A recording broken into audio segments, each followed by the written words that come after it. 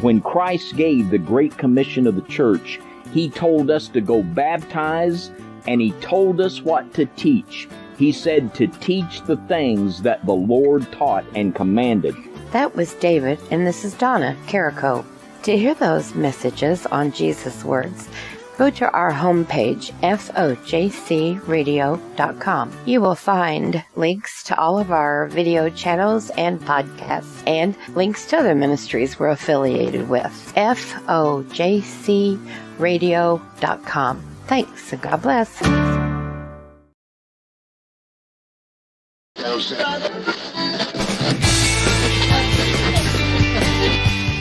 It's time to shake and wake up the world with the best biblical talk shows from all over the world gathered in one place. ShakeandWakeRadio.com, where the truth is all that matters, and the truth will set you free. ShakeandWakeRadio.com.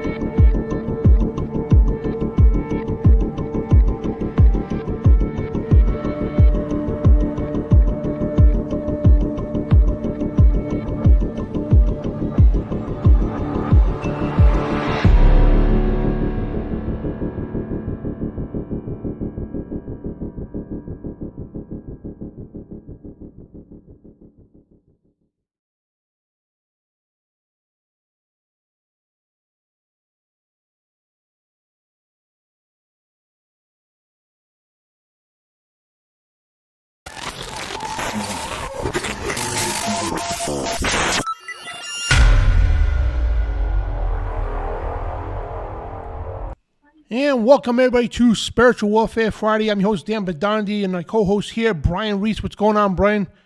Not much, Dan. Glad to be here on Spiritual Warfare Friday. Folks, we're going to have an exciting program tonight, so thanks for tuning in with us, and bless you, Dan, for always letting me come on with you and be the co-host. Absolutely. So tonight's title, Vanish Without a Trace, the UFO and Government Connection. So we're going to try to link some mysteries and all that stuff, and obviously we don't have the answer for everything, so we're just going to try to get to this and see what's going on. And, we're referring to planes missing, boats coming up, missing, things like that. The Philadelphia Project we'll get into, a bunch of other little things like, people called conspiracies and everything else. But anyway, before we get started, I want to thank ShakeandWakeRadio.com for carrying the show on the awesome, amazing network, and also beforeitsnews.com news.com, which I'm a contributor writer for them. It's alternative media, so please check them out before it's news.com. And we're going to have Mrs. I keep forgetting her last name. Yeah, she's the author of this book, The Stolen Seed, Karen Wilkinson. I'm sorry, so many names, guys. So Mrs. Wilkinson, she's actually going to be joining us in about an hour or so. She's going to come in, promote a book, chime in what's going on and everything else from her experiences and everything else. But we had her on a couple weeks ago, Stolen Seed, Evil Harvest. She was an abductee. Well, that's right, abductee from when she was younger, and all kinds of cool stuff. But if you missed that show, go back a few weeks ago. We had her on. An awesome show. So that's our book, Stolen Seed, Evil Harvest. The links are in the description, both on Rumble and YouTube. So welcome here on Rumble Live and YouTube Live. So before we get going, like we always do, guys, we need to start off with a prayer. So Jesus, Yeshua Messiah, we come before you and ask you to forgive us individually. Forgive us individually of our sins and trespasses we committed today. We pray to you, to the Heavenly Father, that you could bless this broadcast and protect everybody here from the forces of evil and help us disseminate this information today. And thank you for restoring my health. Thank you for restoring Brian's health. And thank you for all the prayers out there from everybody else. And we ask you to protect everybody as well. And we love you. Amen. So we have a lot to talk about tonight, guys. And I want to thank, again, everybody for the prayers out there for my situation and everything else. Feeling good in the last few days. It's progressively getting better. I mean, I go through a little episode here and there, but it's less and less each time. You know what I mean? And so I'm doing all the right things, eating healthy now, staying away from the bad stuff, and hitting the gym again and all that stuff. So things are going better. So before we get going to the program, I want to take a moment to promote Kathleen's Pain Buster cream. We're going to get her on a show to explain all the stuff, but her natural healing products, that's her email address up there. We'll put it in the chat room later, but we'll talk more about that later. But awesome stuff. It's like literally, it's like 500 grams of CBD in there, and literally, like I get tennis elbow from lifting, little pains here and there, from powerlifting and all that. And you put the stuff on, and within a minute, it's gone. It's crazy, and I'm a living example that the stuff works. I really am. And she sent me this, and it's been a blessing. I tell you that. And other things she's got tinctures and all this other stuff, all kinds of cool stuff to talk about. So tonight's broadcast, like I said, Vanishing Without a Trace, the UFO and government connection. So Brian, you want to give a little introduction of what we're going to be actually talking about? Yeah, folks. So we're going to be talking about, well, here we go down the rabbit hole. Yeah. So UFO, government-controlled black ops projects, military applications. We're going to be going to Bermuda Triangle. We're going to be talking about a bunch of missing people, a bunch of missing planes, and the anomalies and all the stuff that goes along with that, and all the news and everything. We're going to talk about some of the stuff that's popping up in just the last week or so, and to do with Congress and all the UFO phenomenon. So just get your popcorn, get your coffee at 9 p.m. Eastern time if you drink coffee this late, and just chill with us tonight. It's going to be a really good program. I'm pretty stoked to do it, Dan. So this is up my alley too. And then the Philadelphia experiment also. This is a very controversial topic, and especially gets me really going when it comes into DARPA and all these destroyer ships and everything to do with Navy applications. It drives me insane. But I'll give you the floor back, Dan. It's going to be a really good broadcast. I'll promote the broadcast coming up too here. So this Sunday night, me and Brother David Carrico, we are going to be introducing a new series. It's going to be on the Underground Church FOJCRadio YouTube channel. We are going to be presenting this. Me and him are very stoked to do this one. Like I was saying on my Facebook post just the other day, I was like, I'm looking forward to Friday and Sunday. And here we are on a Friday, but Sunday is just going to be just as good as today. And I'm blessed to do it with David Carrico. We are doing The Cities Lost in Time. Chichen Itza. Chichen Itza. It looks like chicken, but it's Chichen Itza. The Cities Lost in Time. It literally will be called Cities Lost in Time. And we'll be doing all kinds of different ancient sites. Itza. Yeah, Chichen Itza. Sounds like a corner store down the street. Yeah, so if you have a Chichen Itza location close to you, that's not the place me and David's going to be going on Sunday. So it's in Mexico, and it's an ancient Mayan ruin civilization. So we're going to be going into that. I hope everybody will be there. I hope everybody joins the chat, and me and Brother David are going to be presenting that. So I'll put the link in the description. Excuse me, I'll put the link in the description. Forgive me. I'll put the link in the description here in a few seconds. And thank you all if y'all will attend that with me and David. Yeah, thank it's going to be an awesome show. So, yeah, and I put a poll in the chat room when we started off. Do you believe in time travel and it was supposed to be teleportation, not teletransportation. That's my bad, guys. So, 61% people said yes, 9% said no, and 30% said not sure. So, yeah, a little poll there for the chat room. Yeah, so, and guys, thank you for joining the chat. Thank you, Jason and Harold, for moderating the chat tonight, and everybody else joining the show up on Rumble and on YouTube Live. And so, thank you guys so much. So, and if you're, for some reason, Rumble, like, I don't know what's going on, is it gets glitchy sometimes. If it gets glitchy, hop over to our YouTube channel. We're broadcasting live, and it actually looks like it is glitchy over on Rumble. So, if it stinks, just come over to the YouTube channel. The link's on truthradioshow.com to our website. It's right on the front page. Yeah. So let's just jump into the stuff here. And crazy stuff, man. And planes disappearing, entire ships. How does an entire ship disappear? And one in particular I want to bring up. This happened back in the early 1940s, right? It was called the Philadelphia Experiment. Mm-hmm. Now, if you see something like this on the History Channel, something like that, they'll show it, then they'll talk about the stories, and like usual, they try to debunk it. You know what I mean? Oh, so somebody's vivid imagination and whatever. Yeah, because the whole ship, all the crew members in the ship just happen to lie about it, right? Yeah, it's whatever the case. But the Philadelphia Experiment is basically, Philadelphia Experiment was alleged event claimed to have witnessed by ex-merchant mariner named Carl M. Allen, the United States Navy's Philadelphia Naval Shipyard in Philadelphia, Pennsylvania. United States it was about October 28, 1943. Allen described the experiment where the U.S. Navy attempted to make a destroyer escort class ship, the USS Eldridge, disappear in bizarre results that followed. So the story surfaced in late 1955. That's how long it took for this to get out. And so basically, the United States Navy, they were trying to experiment with. They wanted to make ships and everything else naked to radar, and that was the cover story for it. And but much more bizarre stuff happened. And the ship there, that's USS Eldridge, and a lot of bizarre things happened on the ship. So their attempt to block out enemy radar, it to be invisible to it, they use high plasma radiation. And they basically, the stuff came from the technology that DARPA stole, literally. It's from Nikola Tesla, Albert Einstein. There's technology that they use to, for radiation. It's like basically blocks out radar and everything. That's what they say. But the USS Eldridge in September 12, 1943, the archives there, that was a ship crew. Now, bizarre stuff happened on the ship. They made movies about this and everything else, books and all that. And so I want to focus on one thing here. This gentleman here. It's Carlos Miguel Allended. He served on the ship here.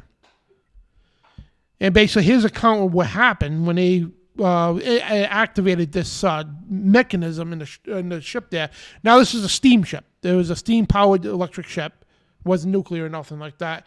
And what happened was they went to activate this, and all of a sudden the whole ship started, it was like greenish, like fog and everything, plasma coming off the ship, and the ship literally disappeared. The entire battleship disappeared. And he claims that he was transported in time to the future in 1983, and where he was brainwashed by the Navy, and brainwashing led him to believe that his name was Alfred Bielek rather than his name Edward Cameron. And of the 181 men, only 21 men survived. And 27 of them, of the 40 deck members, were embedded with the surface of the ship, and 40 men were confirmed dead as a result of radiation exposure. Lastly, the remaining 120 men were never seen from again. So basically, what this is trying to say here is basically the ship literally disappeared. It disappeared from the plasma radiation and the electromagnetic field and all that. So when the ship appeared actually 40 years later. And people jumped off the ship. When they jumped off the ship, they literally jumped off from 1943. He landed in the water in 1983, and they swam to a Navy base. And they got captured and everything else. And, yeah, they were saying, talked about the Eldridge and all that, and they were legit crew members from 40 years before that. But anyway, when the ship disappeared and it reappeared, as you can see the images here, You can see people literally embedded because you never see Star Trek. The best way I can explain this, when you see Star Trek, right, where they go in a transporter room, that all the molecular cells turn into these molecules and everything else, and it transports them and it puts the molecules back together again. So basically, when this happened in real life here, people were literally infused inside the ship, the body parts and everything else was like basically part of the wall, and it was horrid. And these some of the images here that this one's from a movie, but that's what the accounts were. People literally embedded inside the walls and everything. And imagine that pain. Get this one guy, yeah. It's that's crazy, man. And again, this was supposed to be an experiment, and none of the crew knew about this, of course. This was supposed to be an experiment that was supposed to test to make a ship invisible to radar. And look at this guy. He's like literally part of the ship's hull. It's crazy. I got one. You got one, Dan. Yep. So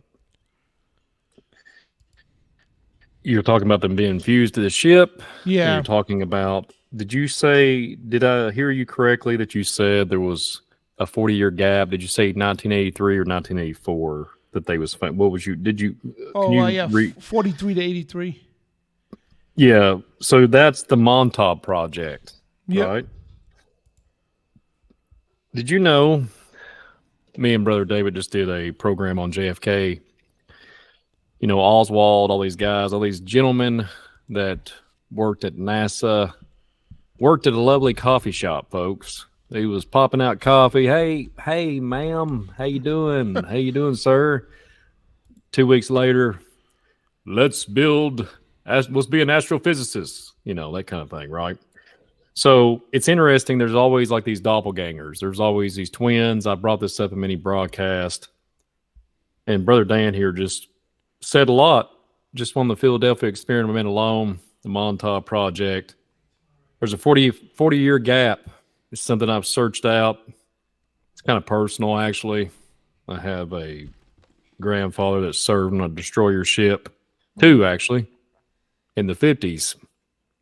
And I'll let you continue on, but I want to elaborate to something else here in a little bit, but I won't take the floor from you. But I want to make something else connection too, Dan. When you said there was a green color, is that what you said? Like a green smoke glow, yeah. Emerald tablets, Thoth. Me and Brother Dan have done a program to do with the Thoth tablets, the Emerald tablets. Me and Brother David have talked about this off air too, and he's mentioned this on the Midnight Ride to do with Trinonite. Trinonite is an element. It's like a mineral that's supposedly found after a nuclear explosion. This is found in the eye of the Sahara, and this is to do, it has this like radiation. It looks like a radiant greenish color that would be like emerald. And one would wonder if that's the same thing that you're talking about, Dan, when you're talking about the Philadelphia experiment with the so-called emerald-looking color, and then poof, the magic dragon. You feel me? Yeah. But I just want to type that in. I just wanted to kind of bring that up and check that off my list. So I wanted to make sure I heard you correctly. Yeah, no problem, man. Yeah. Yeah, and these gentlemen, they were interviewed on History Channel. And, of course, again, like a History Channel, they'll let some truth in there just to tantalize you to get you to tune into the program. And like every one of their shows, they end up coming up with a cockamamie end into it to try to make it look like it's just a conspiracy theory, whatever the case. But anyway, it was an experiment, once again, supposed to check weather-strung magnetic field to make the ship invisible to radar. Optical invisibility was neither targeted nor achieved.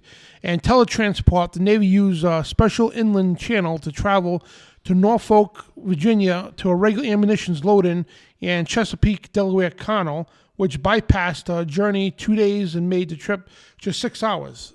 So we'll talk about time jumps here. Well, my slides. Oh, the whole thing to do with this experiment was to jump and to avoid enemies that would detect and get up on the shorelines faster. That was the so-called excuse. And the whole narrative with Tesla and all this technology, I think it was 20 cases? It's something like that. It was like 20 black cases missing or something to that effect. And then, lo and behold, John Trump, that's, kinfolk to lovely Donald Trump, he acquires all this technology, but DARPA already has its hand in this. in 1944. It's well known that the Philadelphia experiment. It's just I could go on about this, but continue on, Dan. I just want to make that point there. A little wild. Mm-hmm. Yeah, and this Philadelphia experiment is all again the story first surfed in late 1955. So literally, like over 10 years later, that's when the story actually broke, and it was by crew members that talked about this. And of course, they'll dismiss it as a conspiracy and everything else. And this is one of many incidences of ships disappearing and all that. And so we'll focus on is what's making these things disappear. What's the technology. And like we always talk about how the United States government, they don't just get the technology from somebody's imagination. You know what I mean? This is old stuff from the phone. This is ancient alien technology. This is old stuff to them, new to us, of course, and brand new to the people. So this is where we're going to go with this, because these fallen angels, what people think are aliens and UFOs and all that, they're the ones who give the technology and all that, and allow they have an exchange with governments to give them technology for certain things and everything, for child abductions and everything else, disgusting stuff, man. And so they give the governments these technologies, like the phones we all say all the time, like my iPhone here, right? All this touch screen and all that. 20 years ago, you couldn't even imagine having a phone that has all this stuff. No, you know what I mean? I remember when the cell phones first came out, we had this little LED screen, and it held like maybe 20 phone numbers. And now what the phones do now, you don't need a video camera no more. You don't need voice recorders no more. And when I was doing a lot of reporting and all that, I could do everything off my phone. I could edit the video, everything off my phone. And you could never imagine that 20 years ago. Never. And it's just a device to make a phone call, and that's a device for everything. You don't need a watch no more. You don't even need a compass no more. Everything's on this thing. So people, got to understand, this technology doesn't come out of somebody's imagination. This is not innovation technology. This is ancient alien stuff. This is stuff just handed down to us. You know what I mean? So back in 1943, if they could literally make a ship disappear, and Brian was talking about the Montauk Project and all that. Yeah, this is real stuff, and these are declassified documents from the government. I don't know how many we exposed over the years. Me and Brian here, declassified documents from the CIA, the NSA, and everything else. So what they do, this is how they operate. So they'll start an operation, and when the operation starts getting some public notice of it, what they'll do is they end the program, and they'll wait for years later to declassify the documents. So by the time they get declassified, it's 40, 50 years later, and they, the project so-called ended. So what they do this purposely. They'll end the project, like Project Montauk here, right? They'll end the project and start a new project with a new name and off the information that they've achieved from the prior project. But to the public, they think, oh, it was just an experiment, like was the one with the psychics they use, Project Stargate, right? Project Stargate. Mm-hmm. Yeah, you could go to the CIA's website. It's legit. You know what I mean? Wikipedia and everything. It's legit. They say, yeah, we used to do that. They they took anybody that claimed to be any kind of a psychic to try to channel into the information and all that to have clairvoyance to look at enemy territories. But it's much more than that. It's opening portals and everything else. And they ended the project. So to the public, that was once a project that happened, but it was squashed. But like I said, they take the information from that and create a whole new project. And it basically keeps the public on a loophole. That's all it does. So, and again, most of the public, you look at them and they're like, yeah, right. It's too complicated for the average person. They rather sit there and talk about Tom Brady or for 3 hours at work instead of talking about important stuff. You know what I mean? So they know the public's oblivious to stuff. You know what I mean? So did you say 3 hours at work talking about Tom Brady? Yeah. Man, when I was a milkman, I couldn't talk about nothing but literally 2% whole milk, 1% fat-free, and chocolate milk all day long, man. I didn't have enough time to even talk. So, yeah, I feel you, man. Yeah. Wow. I'm just messing around. So I want to throw us out here, Dan. So this is make everybody in the audience really think about this and comprehend what Dan just said. I'm going to kind of, backtrack it just a little bit, but the cell phones.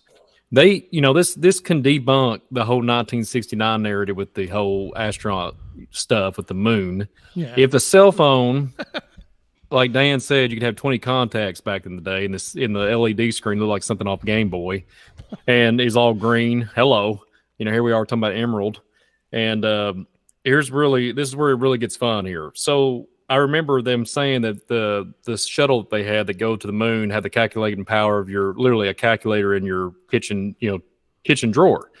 So, folks, here in 2023, me and Dan should just push a button on a new app. We should teleport to Antarctica. I mean, let's just think about it for a minute. I mean, we're talking about megabytes, kilobytes, and now we're at the big leagues with gigabytes, etc. Right? They have messed us up so bad. They have just defragmented our brains to a point to just making us mush. You know, and like Dan was saying, if we talk about military applications or anything, or if the plane disappears and sets in your front yard, and somebody comes in and Black Ops project, Black Ops roll up and like, hey, we gotta take this plane back. Everybody we're so dumbed down. They'll just be like, oh, okay, and then they'll be like, you get free internet for a year. You know what I'm saying? Yeah. Like, we're so conditioned. It's just ridiculous. There's nobody questioning anything. I just want to go on a little rant there, Diane, because... Well, it's the same thing as example here, right? I was watching a TikTok video, right? And it would show this road. Somebody filmed the road because it had massive potholes on it. You see cars just go do the potholes, right? But nope. You didn't see that. The fact checker said that's false information. Even though you could clearly see the video, clear as day, cars bouncing off the potholes. Oh, no. That didn't happen. It's false information. Yeah, because somebody just, I don't know, it's ridiculous. But, it's the same thing applies here. We would go talk about the missing planes and all that, things that just literally disappear. I got your videos too when you want to show them. Like right off radar, you can literally see the plane literally disappear. And there's like a big bright light before they disappear. How does that happen? I mean, even when a plane gets shot down, they don't just disappear quick. I mean, the transponder is still giving off the code and everything, the transponder code and all that. It does, it's like, how do you explain this stuff? And so we're going to try to do that today. Well, this goes back to what I always bring up on my channel. I brought up on here. I brought up all these other platforms. When you talk about ancient technology, but they think that they can just tell people subliminally, like through an iPhone campaign or an Android phone, real well done commercial, and say, look how far we came.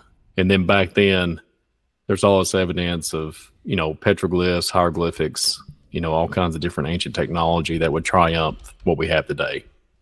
And it's absurd. It's absurd to sit there and be like, well, we're so advanced. No, we are not.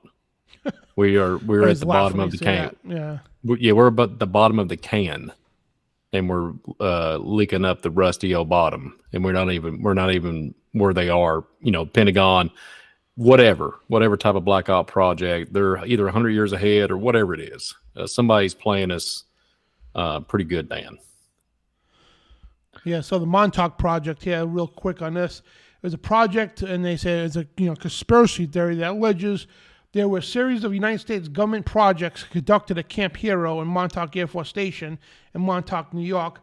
The purpose of developing psychological warfare, which we could prove, how many documents we showed on that, right from the FBI and CIA's website, right? Absolutely, Dan. Techniques on exotic research, including time travel. That's Project Stargate. You go right to the CIA's website and see that for yourselves. The story of Montauk Project originated in the Montauk series books so this guy Preston Nicholas wrote books on this stuff, talking about this stuff. And when this stuff comes to light, of course, the mainstream will come out and try to say, oh, no, it's just a conspiracy theory. But shh, don't go to the CIA's website. Shh, don't go to the FBI's website when they have legit government, declassified governments right on the National Archives website. But shh, you're not supposed to know about that, even though it's declassified. But it's just like, it always irks me when, and the CIA's one to come up with that coin. They coined that term, conspiracy theory, because what it is, it's a quick way to dismiss something that's true. So if somebody's talking about something, oh, you're a conspiracy theorist, I sit there and laugh. So that's a cop-out term way to dismiss anything that they talk about. You know what I mean? So they're the ones who come up with that to try to make people, yes, are there loons out there? Absolutely. We're not saying people make up stuff. Yes, they do. You know what I mean? It's all over the internet. You know what I mean? Like tons of people, even in the so-called truth movement, I don't know how many videos that I had to debunk myself, that people make up wild-eyed, stupid stuff that has nothing to do with anything. And that's what it is. When you go, do the research the truth, you're supposed to ask questions and really dig into it stuff. Don't just believe in everything you hear. You know what I mean? That's why we challenge everybody all the time. Don't take my word and Brian's word for it. Go do your own research. You know what I mean? And that's what the scripture's about. And it all goes down to the scriptures. And, the Bible talks about these things, literally. They talk about these things in the ancient days and everything else, and you bring the stuff to light. It's amazing. That there's a massive deception going on out there. And our job is, the remnant here is to wake people up with the truth. Amen, Dan. It's just, this is another, I have to bring this up again. So, like, if you have a television, and everybody by 1947, I just said a key year, 1947, folks. We're talking about the Book of Enoch. I mean, we can get into Israel. We can talk about all kinds of stuff that happened in 1947 and 1948. Everybody by late 50s, early 60s, if you was in poverty, in my neck of the woods, my family member didn't. Not everybody had a television, even when I was a young boy. And if we did, it was black and white. It was a hand-me-down. But and it barely had rabbit ears connected. So if you by 1969, all these different applications, they had everybody duped like forever, like all the way up until, my goodness, just until the recent times. But they was duping people for a long time. The propaganda, the subliminal messaging, all the secular stuff, they was just dumping it, dump. And then, mind you, CERN was activated in 1955. So they had, I really truly believe, take it for what it is, I really believe that the rabbit ears, the ham radios, all these different things that's going on, all those different applications, radio frequencies, they're manipulating. It's what me and Dan have talked about here on Spiritual Warfare Friday, MK Ultra, Project Stargate, what Dan mentioned a minute ago. It's all one and the same. And they was gearing up for that, World War I, World War II, and then boom, influx of technology.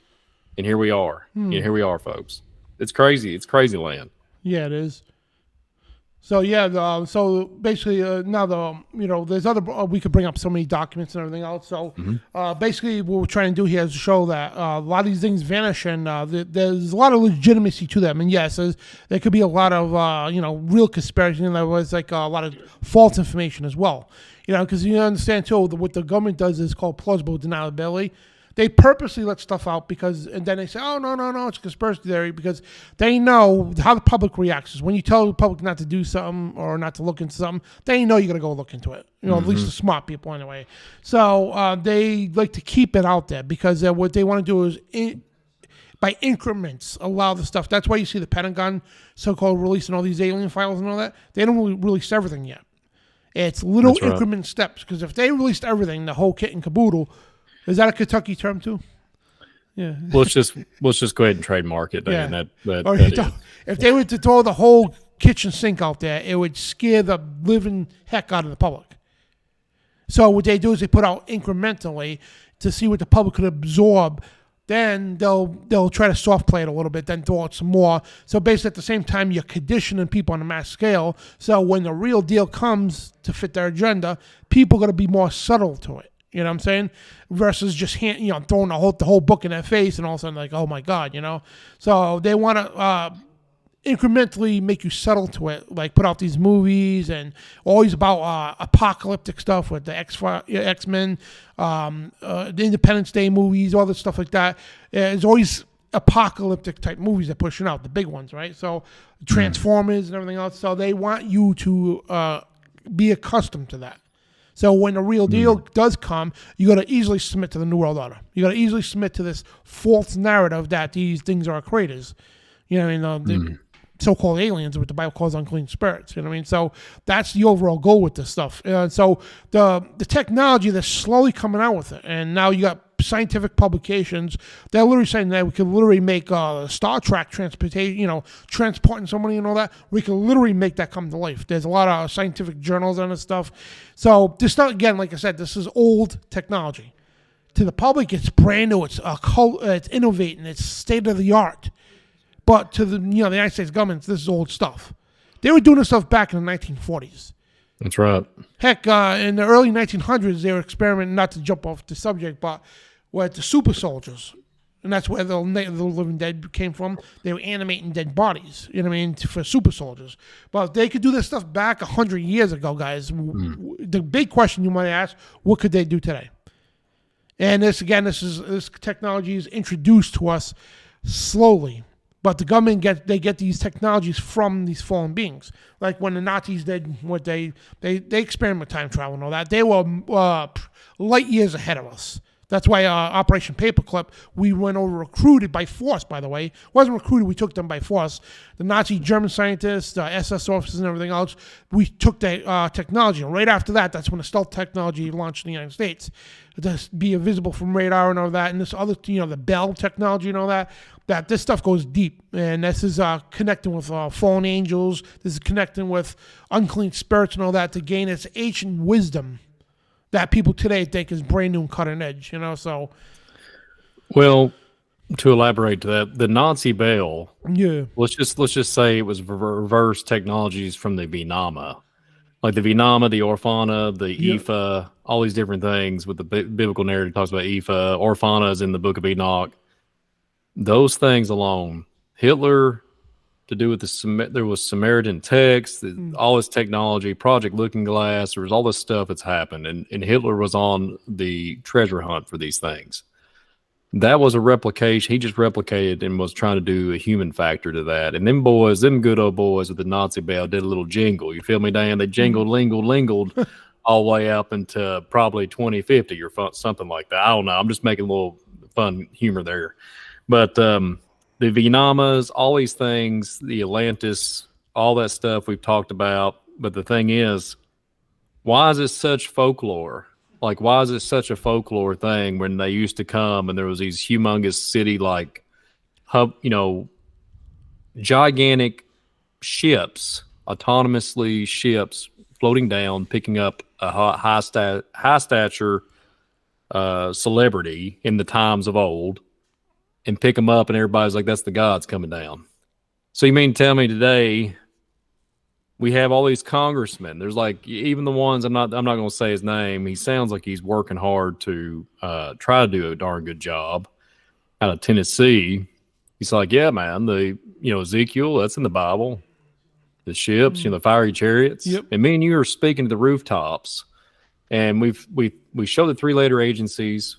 We're sitting there like screaming at the top of our lungs, literally like a year and a half ago, he's bringing this stuff up. Yeah. And there's a giant connection, all these different things. There's a giant connection with the Vinamas. And people act like it's no big deal. That's all, Brian, that doesn't exist. Well, go back and look. It's on like I mentioned earlier, hieroglyphics on tablets. And people was depicting what they seen. So they put it on tablets. They literally and they knew that was going to survive for thousands of years.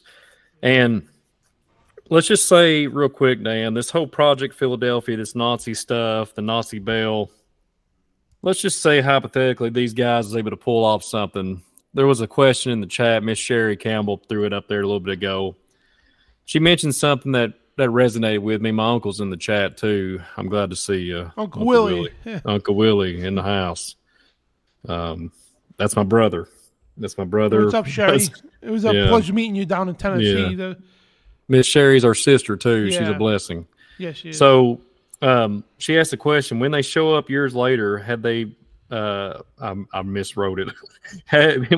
when they show up years later, have they aged, or were they still, or have they gotten older, or are they still young? I think I butchered it, but that's the best I could articulate. Oh yeah, the two guys jumped off the ship on the Philadelphia project. They literally jumped off the ship when the plasma was starting to go off, and basically they hit the water, and everything in them, because the plasma was all around them, they all ended up in 40 years later, and it was day and age a day. They were just like, and that when they got these guys, because the military police on the base caught them, because they come off the shore there, and they're on the military installation. So of course they get captured by the MPs and all that, and they claim to be two sailors, from the USS Eldridge, and they look identical, like not even a day old since they went missing. 40 years. Yeah. So I have this. Yeah. So it's. Whew. Yeah, go ahead, Dan. Yeah, it's crazy, and a lot of these accounts too. There's so many accounts. They made Twilight Zones over this, like people just appearing out of nowhere at the end of a highway, and it looks like a Civil War soldier. Yeah, and the guy can verify everything and like to the T, his name and everything. You look him up in a picture book, there he is, whatever the case. You know what I mean? Like there's a lot of instances on the stuff, and yeah, there's a lot of frauds too, but there's a lot of real accounts of the stuff, and they don't age a day. I have this theory, Dan. My uncle's heard me talk about it off air. I talk to my uncle every day, pretty much. All right, Dan. So you just you was talking about some men jumping off. They jump through plasma. They magically appear 40 years later. Yeah. I have seen accounts. There was a bunch of other people that survived that day back in the 1944, 43, right? 43 or 44. Yep. That they survived. But here's the weird part, Dan. This is where it gets weird, and this kind of goes along, piggybacking off of Miss Sherry's question. I have this theory. I've looked into a lot of it, Dan. I haven't really spoke much about it, but I'm going to tonight. I've seen some articles and some documents on it. I don't have anything to show tonight, but I have looked, and there's some stories of men that survived that great day. There was an anomaly, so they lived, but this is where it's going to get really weird. It's hard for me to explain it, but I'm going to do the best I can. They survived that event. They somehow was able to get back in 1943 and live out their lives, while the ones that you just referred to jumped in the water. It was them, but they magically teleport to 1983, excuse me. And what's bizarre is the ones that survive in 1943, they live out their life and have grandkids, etc. They die before the 1983 narrative. This is there's a lot of speculation here in theory, but there is a lot of data to back this up too. But I haven't been able to pull much together to be able. I'm still on the trail. So hypothetically, the gentlemen, as soon as they come through the time ripple in 1983. They're able to retain all their information and memories. And this is why you call it quantum entanglement. And that's when the new age of understanding all these technological advancements. You talk about quantum entanglement, quantum physics. They're saying it's the same person. It's not a clone. It's not a doppelganger, but they're dead in a cemetery somewhere while the other guys in 1983, you got your boys show up and they confiscate them and say, hey, you're part of the Black Ops project. You're Black Ops right now, Black Ops project. And you literally survived the experiment, and you're pretty much a jumper.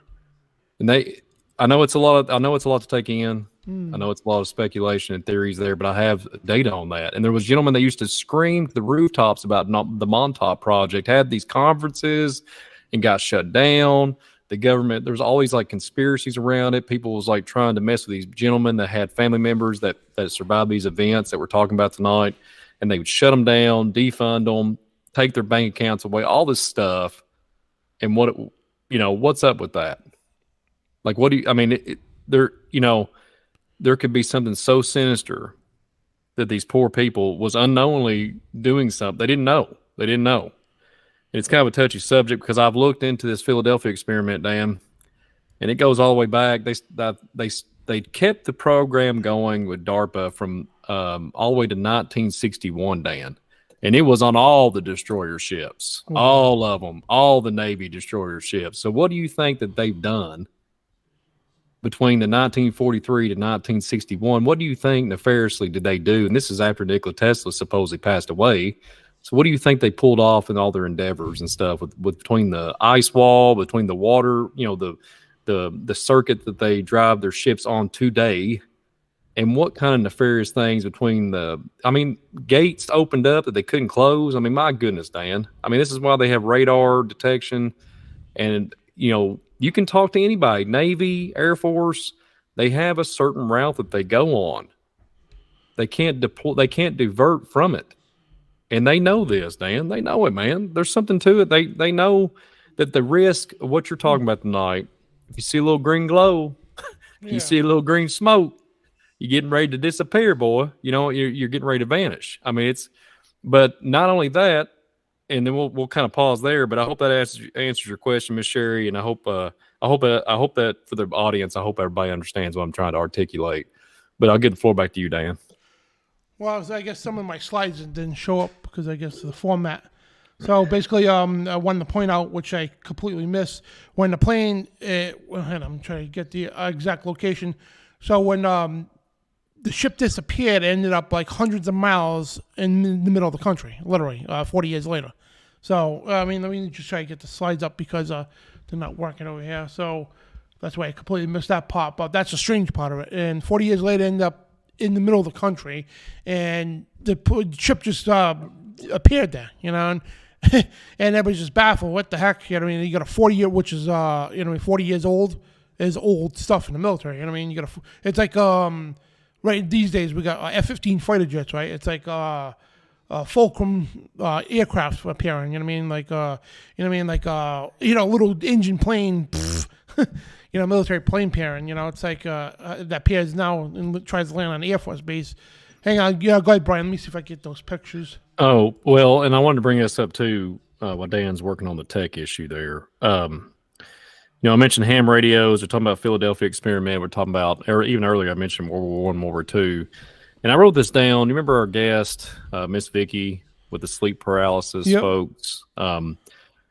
We kind of got off a little bit off the trail there a couple times. I was excited. That was a really exciting interview, and Miss Karen too. But Vicky had this comment that she made that somebody that she knew, military personnel, picked up a radio signal. Okay, I think if I remember correctly, I think it might have been 2009. No joke, folks. That's what she said on the broadcast we did on the sleep paralysis. She was saying that she had a friend that picked up a radio frequency, and I think it was World War II. Like literally, legitimately, that's the account. I don't know much about it. That's the only time I, talked to her, but that was kind of interesting that she brought that up, and it kind of goes along with our program tonight. So I want to bring that up.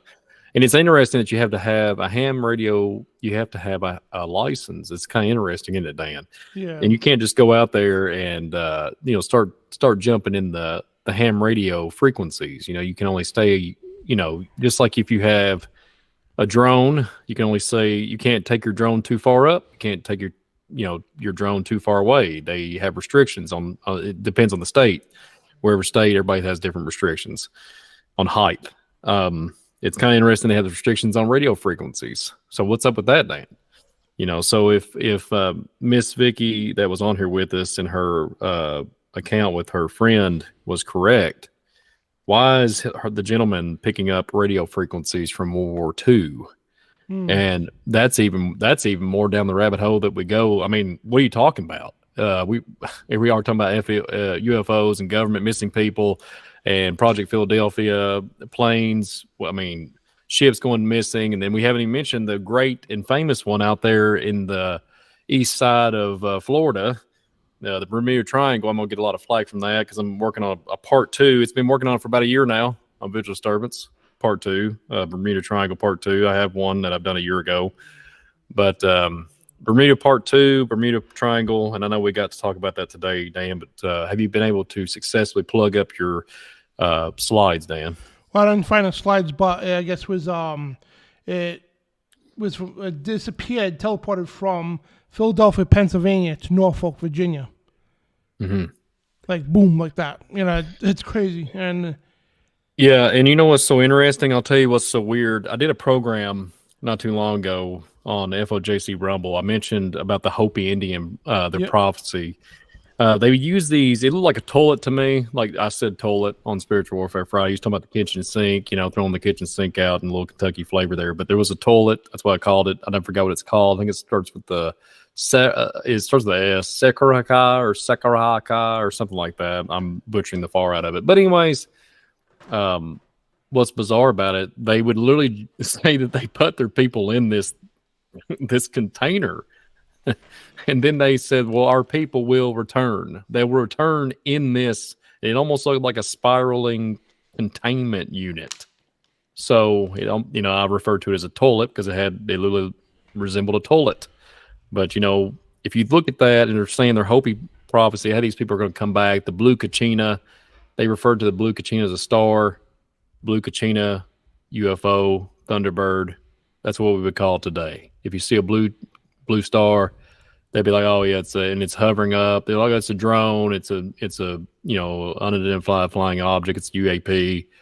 Back in, they'd be like, it's a Kachina, blue Kachina, and they would start worshiping it. because it had beings coming off of it and giving them technology. Okay, folks. And it's the same thing. I mean, we're really looking at the paradigm here, the paradigm shift of humanity, and they're trying to shift us into a transhuman phase, which they've already done in the past. There's nothing new under the sun. This is why you're finding this is why you're finding in tunnel systems men with chips in their head that are and supposedly carbon dated for 14,000 years ago. Whatever.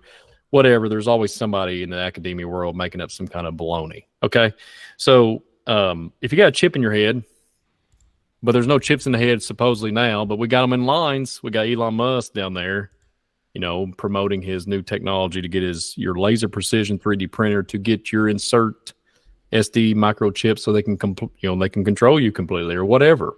But I just want to throw it out there. All this stuff is just literally compiling into one time point. And what I'll say this too, NASA, it's all honing in on one event. I had a document. I haven't brought it up on here.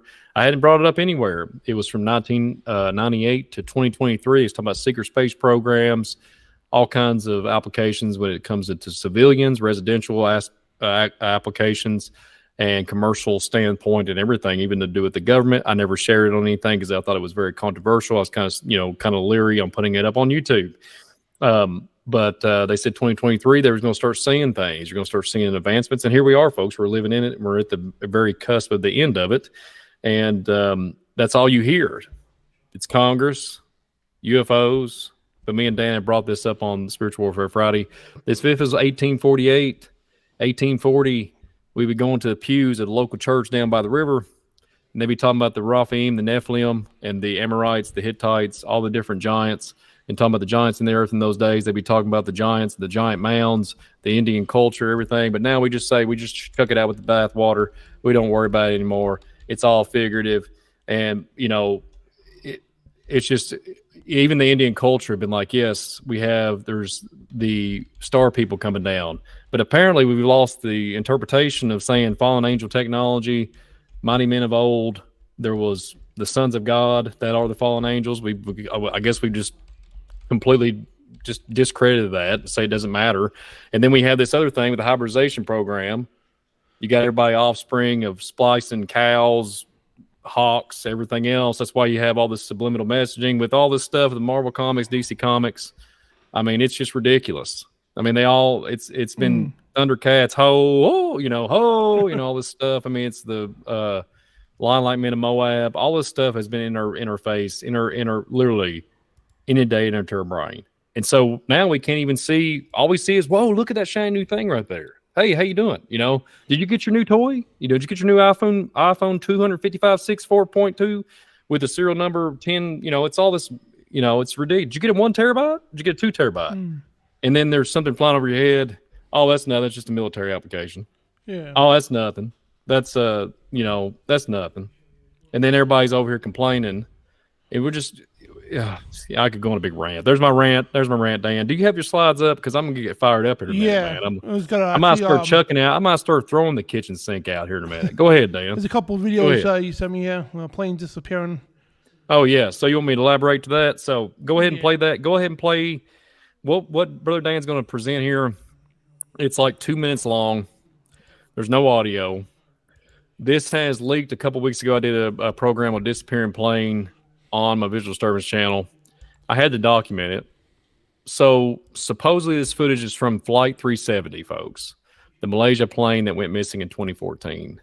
There's sonar. There's I think it's LiDAR. Maybe LiDAR. And there's heat signatures, all these different things that have heat imagery.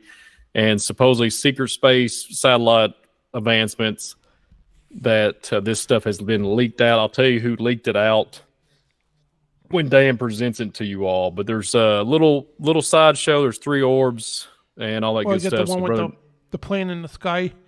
Yeah, go ahead. That's playing now. Okay. You see on the screen the dual vision of the plane in the sky. And I wanted to make a comparison. That's why I did it split up. So you'll see. Right. It's the same photo. It's the same footage. Yeah. Watch very carefully, folks. Yeah, what's that thing following it? Like that's a little circle orb, man. We got us a little Yeah, we got this little sphere that are everywhere. Circle on the plane, yeah. If you go to a native village out in the middle of nowhere, out east of here, out in like the woods, the jungle, you'll find spheres that would fit the profile that have no bolts, no cracks, no crevices, nothing. You'll find that look very similar to that. I won't point that out, Dan. And people will be like, it's rock solid. You can't. So, I'm just going to make a point. Disappeared. Yeah. Yeah. It's so we have three. So here's what I did when I talked about this. First thing that came to mind, Brother Dan, was it was a Y formation.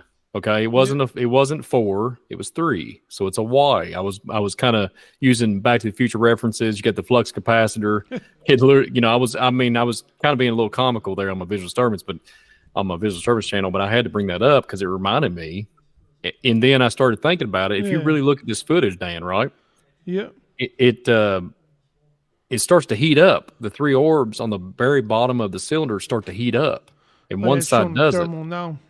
And when that does, so what happens is they're in formation. They start to circle it, and they start to formation, starts to present that, and all of a sudden, poof, right? But here's the thing: they're in formation, and then another thing, they're not going super fast. If you think about it, that plane's going pretty good size, significant speed, and those orbs are not going that fast. And then what happens when you see it poof and you see that the heat signature there, and then all of a sudden the 3 orbs touch it? Now watch very carefully, Dan. It looks like they kind of suck in, and there's the black hole, and then all of a sudden the plane vanishes.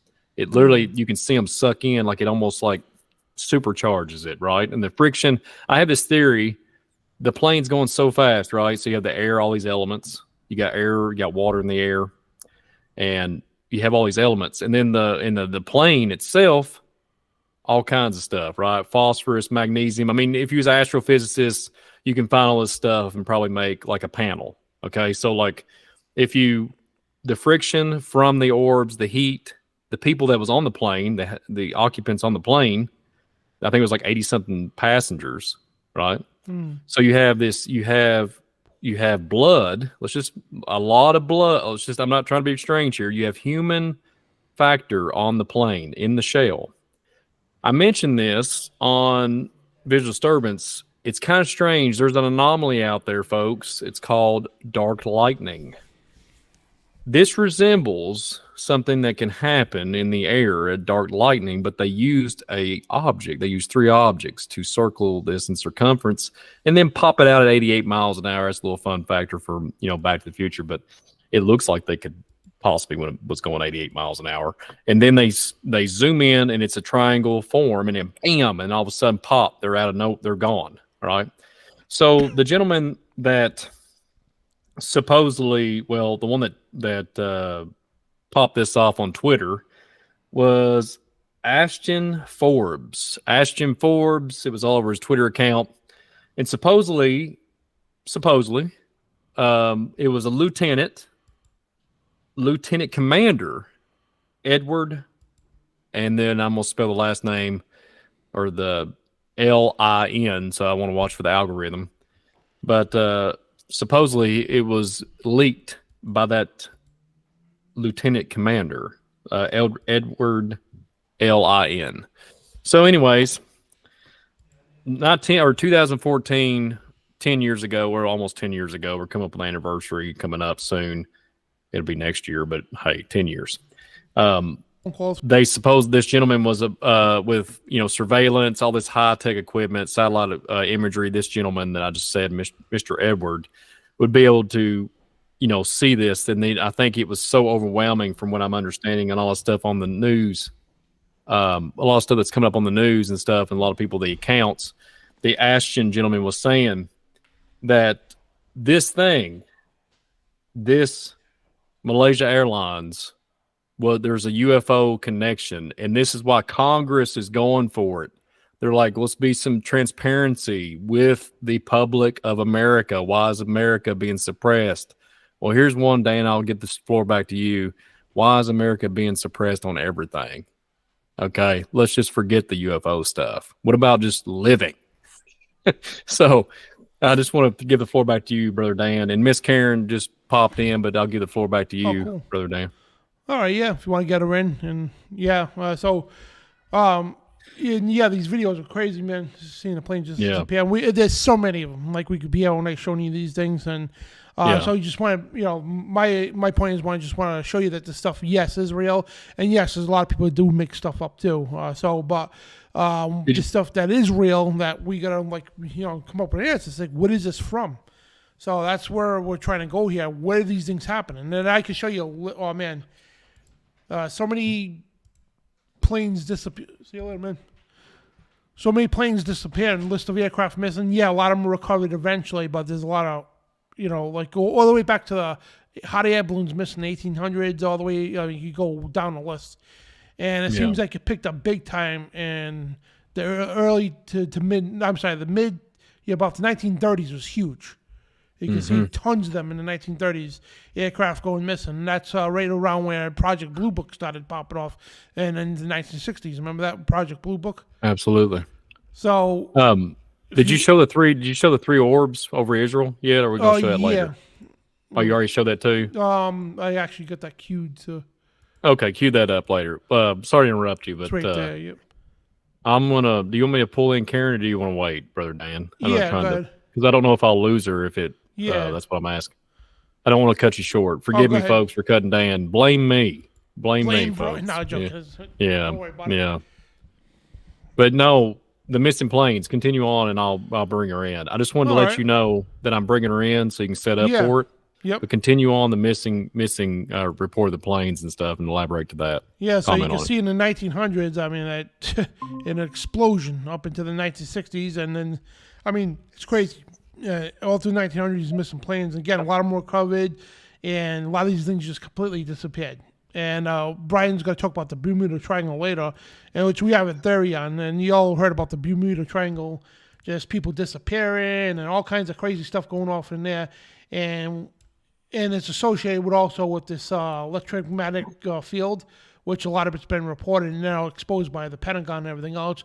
A lot of these phenomena are always accompanied, associated with some kind of electromagnetic pulse, and you see with Project Philadelphia and everything else. And so a lot of these are associated with either, like the title says, it's a government connection or a UFO connection, plain and simple, which seems to be both all the time, half the time. But so let me get Karen in here in a second here and get the name keys going. So please bear with me, guys, and. Yeah, while Dan is popping that up, Miss Karen is coming into the broadcast with us tonight, folks. So we're having a guest on. Yeah, and there she is right there. How you doing, Karen? Hi, good. How are you guys doing? Oh, great. Good. How are you? Thanks for having me on. Oh, doing great. Thank you. Doing great. It's great to be here. And she's the author of Stolen Seed, Evil Harvest, by Karen Wilkinson, which is on Ellie Mazzuli's website. I'll put the link in the chat room. And it's also in the description, guys, if you want to get that book. And we did interview her a couple weeks ago. The show is right on our YouTube channel and our Rumble channel. So, awesome interview. And we're going to definitely have her back on again for a full show. So, I appreciate you coming on the show to give your intake on this whole thing about things vanishing and everything else. We know it's a lot to do with government UFO connections and everything else. And there's a supernatural explanation to these things. They're also scientific and supernatural together. So what's your take on this whole thing? Sorry. Coming into it a little bit late, but I absolutely agree. There's just so much that we're not aware of, and so much that so much information that's not shared with us, and so much outside of our realm that we don't have an understanding of. So when you get into what Dr. David Jacobs calls future physics, or you get into the physics of things that are being used by these entities that are so far advanced from us, it just becomes something that we can't understand, that doesn't fit into our paradigm. And so things go disappearing and people disappear or come back, and we can't understand it because it doesn't fit into our little world box that we live in. But it makes sense in the grand design of things and in God's universe. I'm sure all of that someday will be explained to us. But my take on it is some of it is contrived. probably, most likely. And some of it is supernatural and way beyond our understanding. Yeah. Absolutely. Yeah, and so in your book we talk about. I haven't got it yet, but I still got to read it. So yes, you'll get them soon, I promise. Oh, cool! Thank you. Probably within the next week. So yeah, in your book, you explained the last show how basically these aliens, if you will, which we know the unclean spirits and everything else, they have certain abilities like high-end technology. So is it possible for them to teleport like that? And absolutely. Capture entire ships and planes and everything? Well, absolutely. Even just the vehicles that they're transporting people in, and they're moving about in, their vehicles of conveyance, just like the ones in the Bible, the biblical vehicles, are so far advanced and so far beyond our understanding. As our government people are trying to back engineer these things, and they don't understand how to do that because it's, they're not working with the same set of knowledge that these higher entities are working with. So, but these vehicles, the ones that I was in, you could see through them. It was as if they didn't have. It was as if they were living in themselves, that they were almost alive, and the way that they moved and the way that you could see through the walls of them and that kind of thing, and that just the cloaking is just so far beyond, anything that we have, that we know that we have today. Now, how far they've gotten with their reverse engineering, they're not going to, our governments and powers that be, they're not going to share that with us, but it's very, very far beyond anything we have that we would see, or be told about. Light spectrum, Karen. Light spectrum. Mm-hmm. Yeah, I think light therapy. I mentioned that before. I think with you when we had you on 2 weeks ago. Yes. Light is very well. Stem cell research and light therapy is like the top two things on the medical standpoint. So isn't that kind of bizarre? Light spectrum, technicolor, all that good stuff. Right. It's frequency, vibration. Yeah. Oh, so much of it is energy, vibration, frequency, the way light reflects and refracts. I mean, you think about just the things that we have that are like optical illusions, but it seems like an optical illusion, but it's real, but it plays tricks on your eyes sort of, because we don't expect it or understand it, or it doesn't react in the way we think something should look or feel, or, and that's a lot of what's going on. Is just things that we don't, beyond our understanding, but they're utilizing things that are in our realm, light, energy, vibration, all of those things. It's in my backyard of Kentucky, folks. No, it's the Ohio Valley portal to the ancient hollow earth. I'm just kidding around, but yeah, I'm beginning to wonder. But anyways. Yeah, you're not far. I mean, right, Pat's right there, all the, ancient mounds and burial grounds and site mound and the serpent mound right there. I mean, so much in that area. Mm-hmm. So much high strangeness. Yeah. Yeah, man. And you see these happen a lot. And the biggest one, like in recent times, there was the Malaysian flight, the MH370. With all the technology we got today, transponders and everything else, all of a sudden this jet just entirely goes missing. Nowhere to be found. They even searched the waters and everything else. They can't find it anywhere. So that's a complete mystery. And it's kind of funny because what's that movie called? The series that just came out. Manifest, yeah. And about a plane disappearing, and it come back, 4 years later, whatever, it's 5 years later. And that's correct. Nobody aged and nothing like that. And it was missing for 5 years and it just appeared and landed at the airport. And they're like, what the heck? And it was come to find out it was a big government conspiracy involved with this. So we understand movies in Hollywood, they elaborate on things, but they do, predictive programming. They do push a lot of truth in the movies and TV, and again, predictive programming. That's why they do that for. And they love nothing more to rub their stuff in our faces, do TVs and movies and everything else. And I was going to tell you, Dan, that plane, that all that footage that we just showed a while ago, the 3 orbs on it, supposedly they're saying that it was on fire during that footage. That's why they was observing it. So, I mean, let's just face it. It's an experiment, And no joke, and the way I'm understanding it now, may have been like attacked by the lovely Starfort. I'm just saying the Pent. That.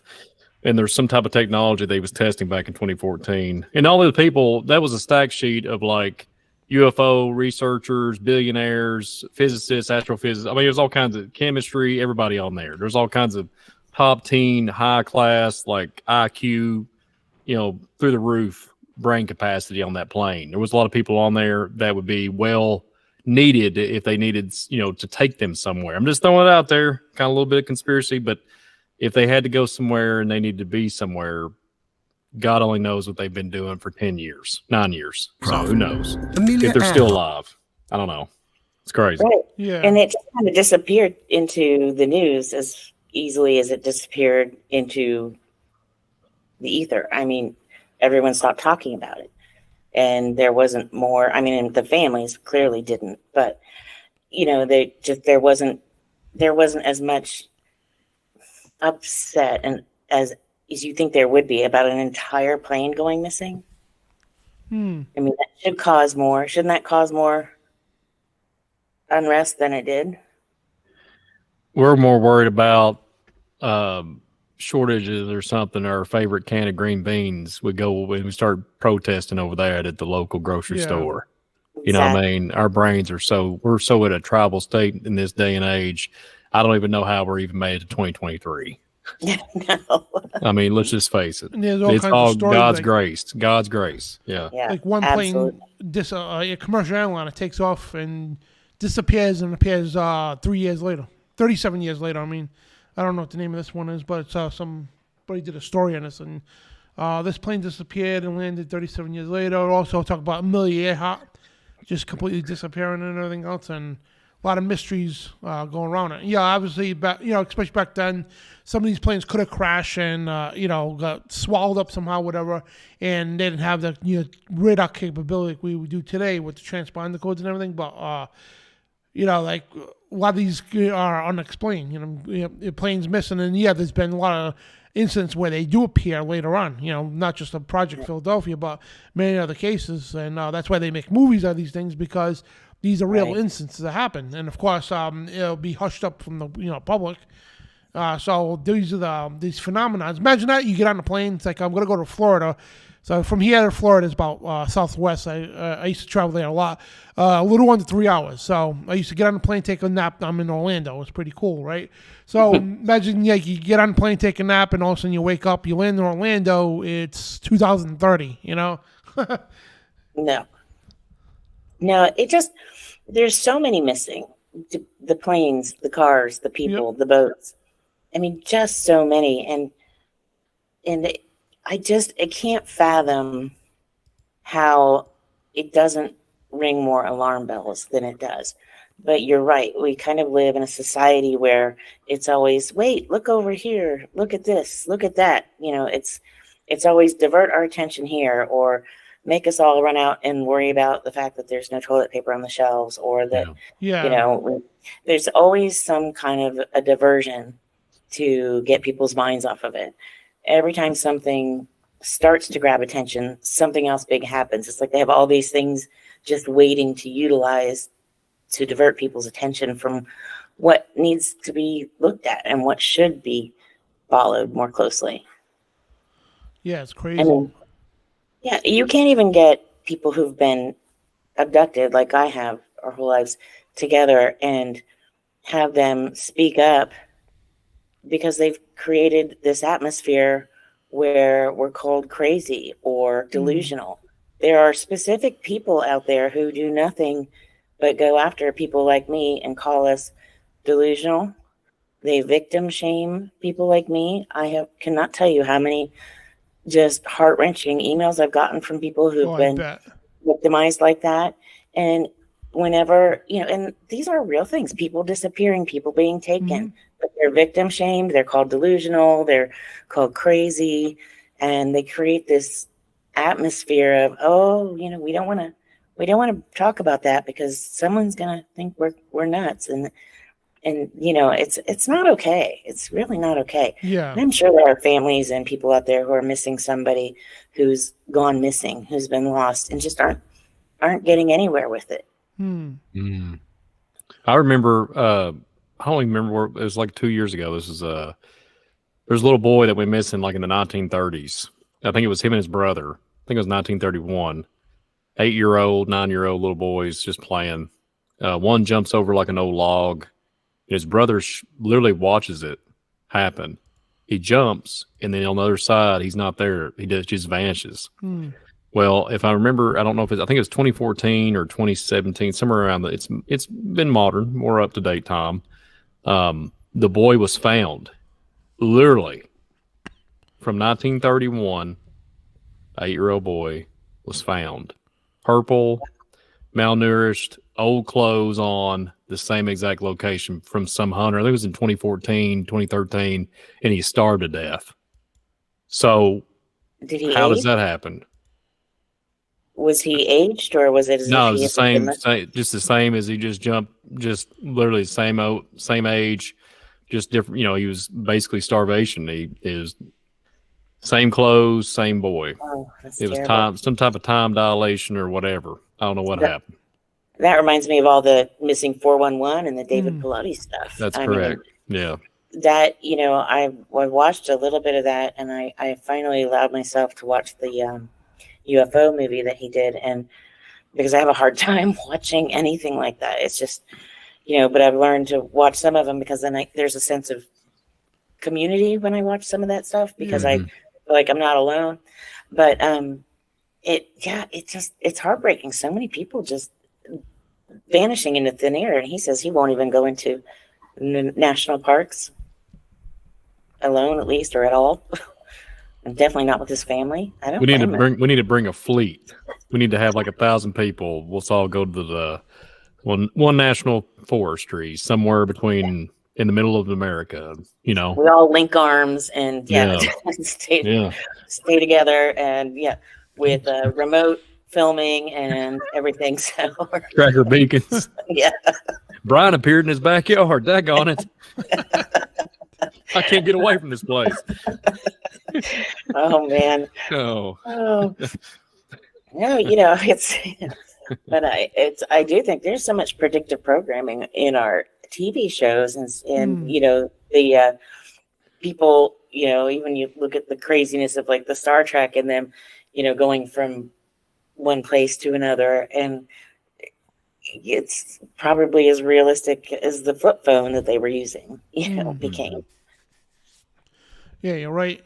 And it's crazy that you mentioned too. People like scoff at you, send you rude messages like, "Oh, it's a paranoid delusion," whatever they call it.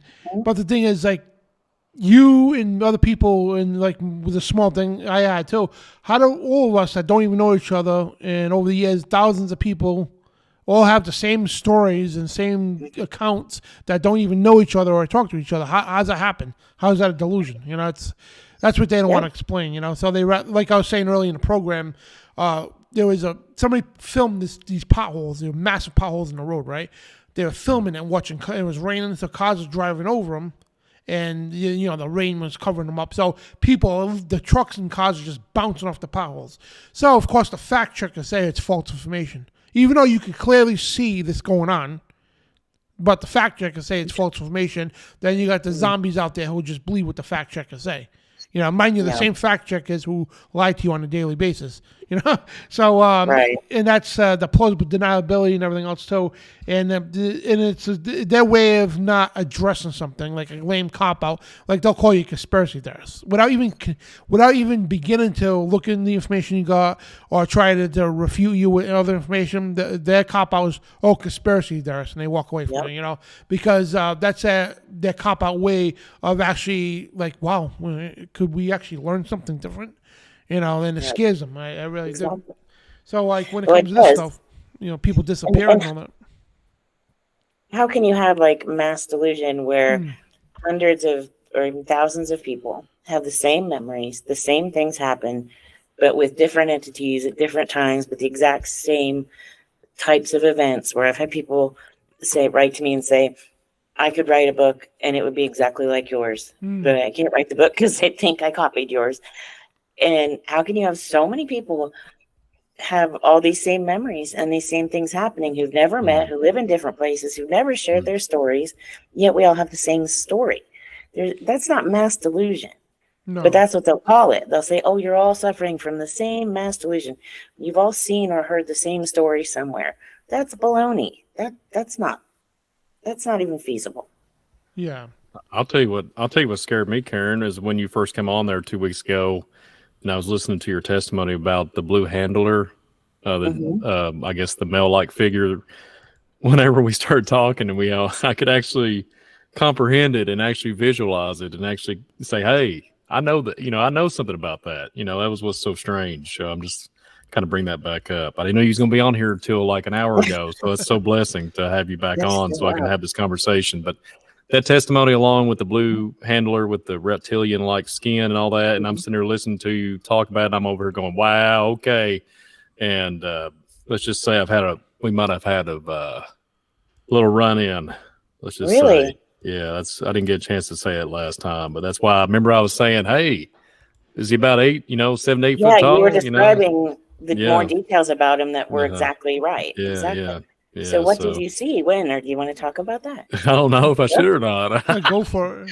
I mean, you're in good company with me anyway. Yeah, so. I know my uncle's watching. He's heard this. He's heard this. He's the only one that's heard it. So here we go. So Karen, you was talking about this you sickly. He was like, he's been around forever on your life. He's sick, right? He's like, right. Just recently, he seems sick. Yeah. So I had a dream. It's not really a dream. I guess it is a dream, but it is a dream. 2 different times. 2 different times with the blue guy, 8 foot tall, reptile skin, like an exoskeleton, like it looked like a black skin, but it was a suit. Mm-hmm. And I remember it was almost like telepathic kind of interpretation, I guess. And what was bizarre, there was all these monitors everywhere. It was really strange. And I remember there's 2 individuals. There was a Spanish gentleman and a gentleman from Africa. It's only 2.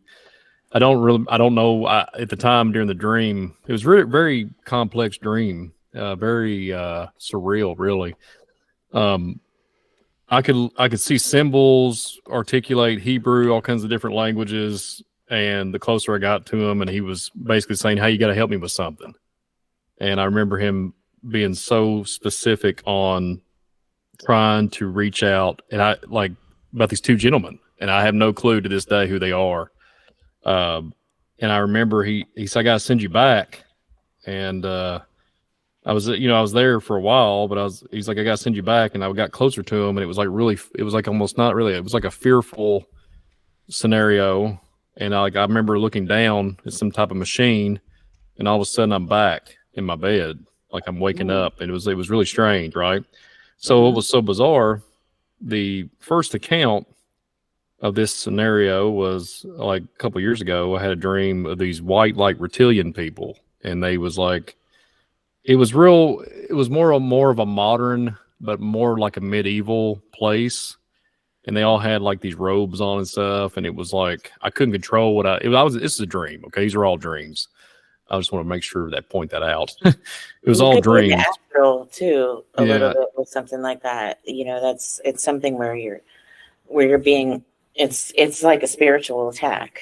Yeah, absolutely. 1,000%. I remember walking to this big, it was like high ceilings. It looked like they was all gathering, but they all had this telepathic telekinesis aspect to them. And they're like, here he comes. And I couldn't control my body. It was like I was levitating, but like upright. And when I was coming to them, one of them said, don't touch him. Jesus is with him. And all of a sudden, like I felt these hands grab me and throw me back out of the building. And I just went right back, and I woke up out of this deep sleep. Right. Ooh, I love that. Well, what was real weird about it, the account that I'm telling you about was another dream with the blue light guy, the blue skin guy. I come in behind the wall of the same facility, and he said, they don't know you're here. That's what's so scary about it. Like it's the same place. And then there was like couple years, like a year and a half, had went by in time, and I had the same dream, went back to the same place 3 times actually. Okay. But the gentleman with the blue skin, it's like they don't know you're here, and I'm behind like a wall, and it's like transparent, and I could see everything. He said in this. that to you? The blue skin, the blue Yeah, skin. he said about the other ones, the white skin ones. He said they don't know you're here. I need your help. I'm not kidding you. Oh. Real weird. I mean, I know it sounds crazy. Here we are. No, We're it doesn't sound crazy. You're probably having a visual disturbance and a hearing disturbance on Spiritual Warfare Friday, folks. But there's my couple of dreams. That's a crash course. If I could tell you more detail, but it would take forever. I don't want to take away from Miss Karen. But there's a rough overview summary of the accounts of my dreams. So what do you think about that? That's why I was pointing it out, because I'm thinking, okay, this is exactly what Karen is. My mind is articulating what you're telling me. It was really strange. Wild. Really strange. I don't know. What's your take on that? Well, I think you're probably dealing with something in an astral realm, and I think that they're communicating that way, especially the more weak that they're getting, if they are getting sick. Because it sounds to me like that was the same sort of scenario that I was dealing with, where I think as they're getting, something is happening. Are they getting sick? Are they getting older? Is their time coming towards an end? Do they know that? Because that sounds so familiar, what you're describing. And why are they reaching out to people they know that are saved? Right? Are they hoping that we will vouch for them in some way when Judgment Day comes? Because it says we will judge the angels, right? The word says there's a time where we will judge them. So is there, and they know the word better than we do. Trust me, they know the word much better than we do. They know God's word so much better, and they know the unchanged, unmessed with, unedited word. They know the real thing. They know a lot more than we do. Absolutely. So, I mean, I'm wondering, are they kind of jockeying for position with some of us now? And I'll be curious, and I think I will reach out to some friends, especially Vicky, because she talks to a lot of people, and see if she's heard of or seen any, from anyone else, anything similar to this. Yeah. Because that makes me feel like we are getting into a very close to the end of day scenario. I mean, I already feel like we're there, but when you hear things like this and the supernatural, and the veil is getting so much thinner, and then we're being reached out to as Christians, and they know that we're saved, and they know that we know that all we have to do is call on Jesus, and we're out of there in a second.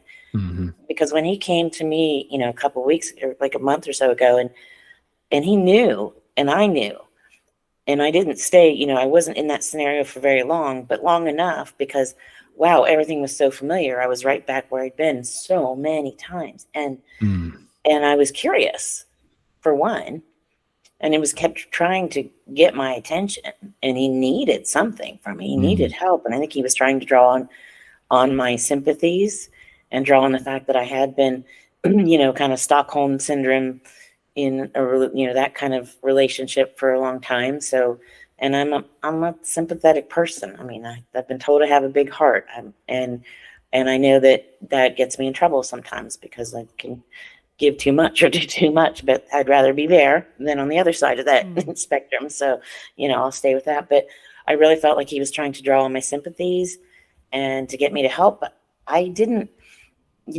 give him enough time to be detailed about what he needed from me, except that he needed me to come back to help him. And I wouldn't do it. Very strange. Yeah. I'm going to reach out and see, and I'll be curious if you guys hear anything from anyone else about that in the near future. But I am going to reach out to some friends and see what they say, and especially Vicky Joy Anderson, because she's really an expert in this field more so than I am. Yeah, it was a great show last week we had her on. Yeah. About sleep good. paralysis. I haven't had a chance to listen yet, but it is queued up for me to listen to, because I'm so excited that you got to have time with her. She's just wonderful. Yeah. Karen, what was so strange about it, I remember as I was waking up, because all this was dreams. Okay, Mhm. everybody, it was all dreams. Okay, so this Right. is not hallucinations. I'm asleep. Okay, so I just want to point that out. But I remember being able to, whenever he's like, I got to send you back. And then I remember literally right when I woke up, I was like, I could understand a few things, like languages I never even ever studied. And then all of a sudden it just vanished as soon as because I have really hard time with my vision and stuff. And when I'm trying to wake up, in a groggy state, and I remember understanding things, and then boom, it just vanished. So it's kind of strange. Folks. But there you go. I just wanted to share that with you because I know that that goes along with Karen, what Karen was talking about 2 weeks ago. So I Does hope make everybody, sense. yeah. It does make sense. No, and it's not crazy. In dreams, God speaks to us in dreams, and the fallen try to speak to us in dreams as well. And especially that is a vulnerable time and a vulnerable state for us. It's also a very open state. I mean, I pray, when I go to sleep, that God protects me from that, and that it's a time for fellowship for me with God, and not with any evil entities. But there have been times where God's let that happen because it allowed me to close doors on things that I didn't know I needed to close, and allow me to break covenants or ties or things I didn't know I needed to break or do. Forgive me, I'm going to step away for a minute, Karen. Continue Absolutely. on. Forgive me. Absolutely. Sure, no problem. No, so that that can be dreams. Just having dreams is very significant and very poignant, and the Bible tells us all through the Bible that God speaks with us in our dreams and fellowships with us in our dreams. So, and the fact that he understood languages and things like that for a few minutes, that very much makes sense as well, because I think some neural pathways open up and then get closed down again when we wake up and we come back into our kind of reality of our waking time. I don't know. Have you had any dreams like that, Dan? Oh yeah, crazy dreams like going through portals, being in different times, things like that, and in the dream what's going on. It's like this is not supposed to be like this. All kinds of dreams like that. Going through portals, different areas, or coming out in different times.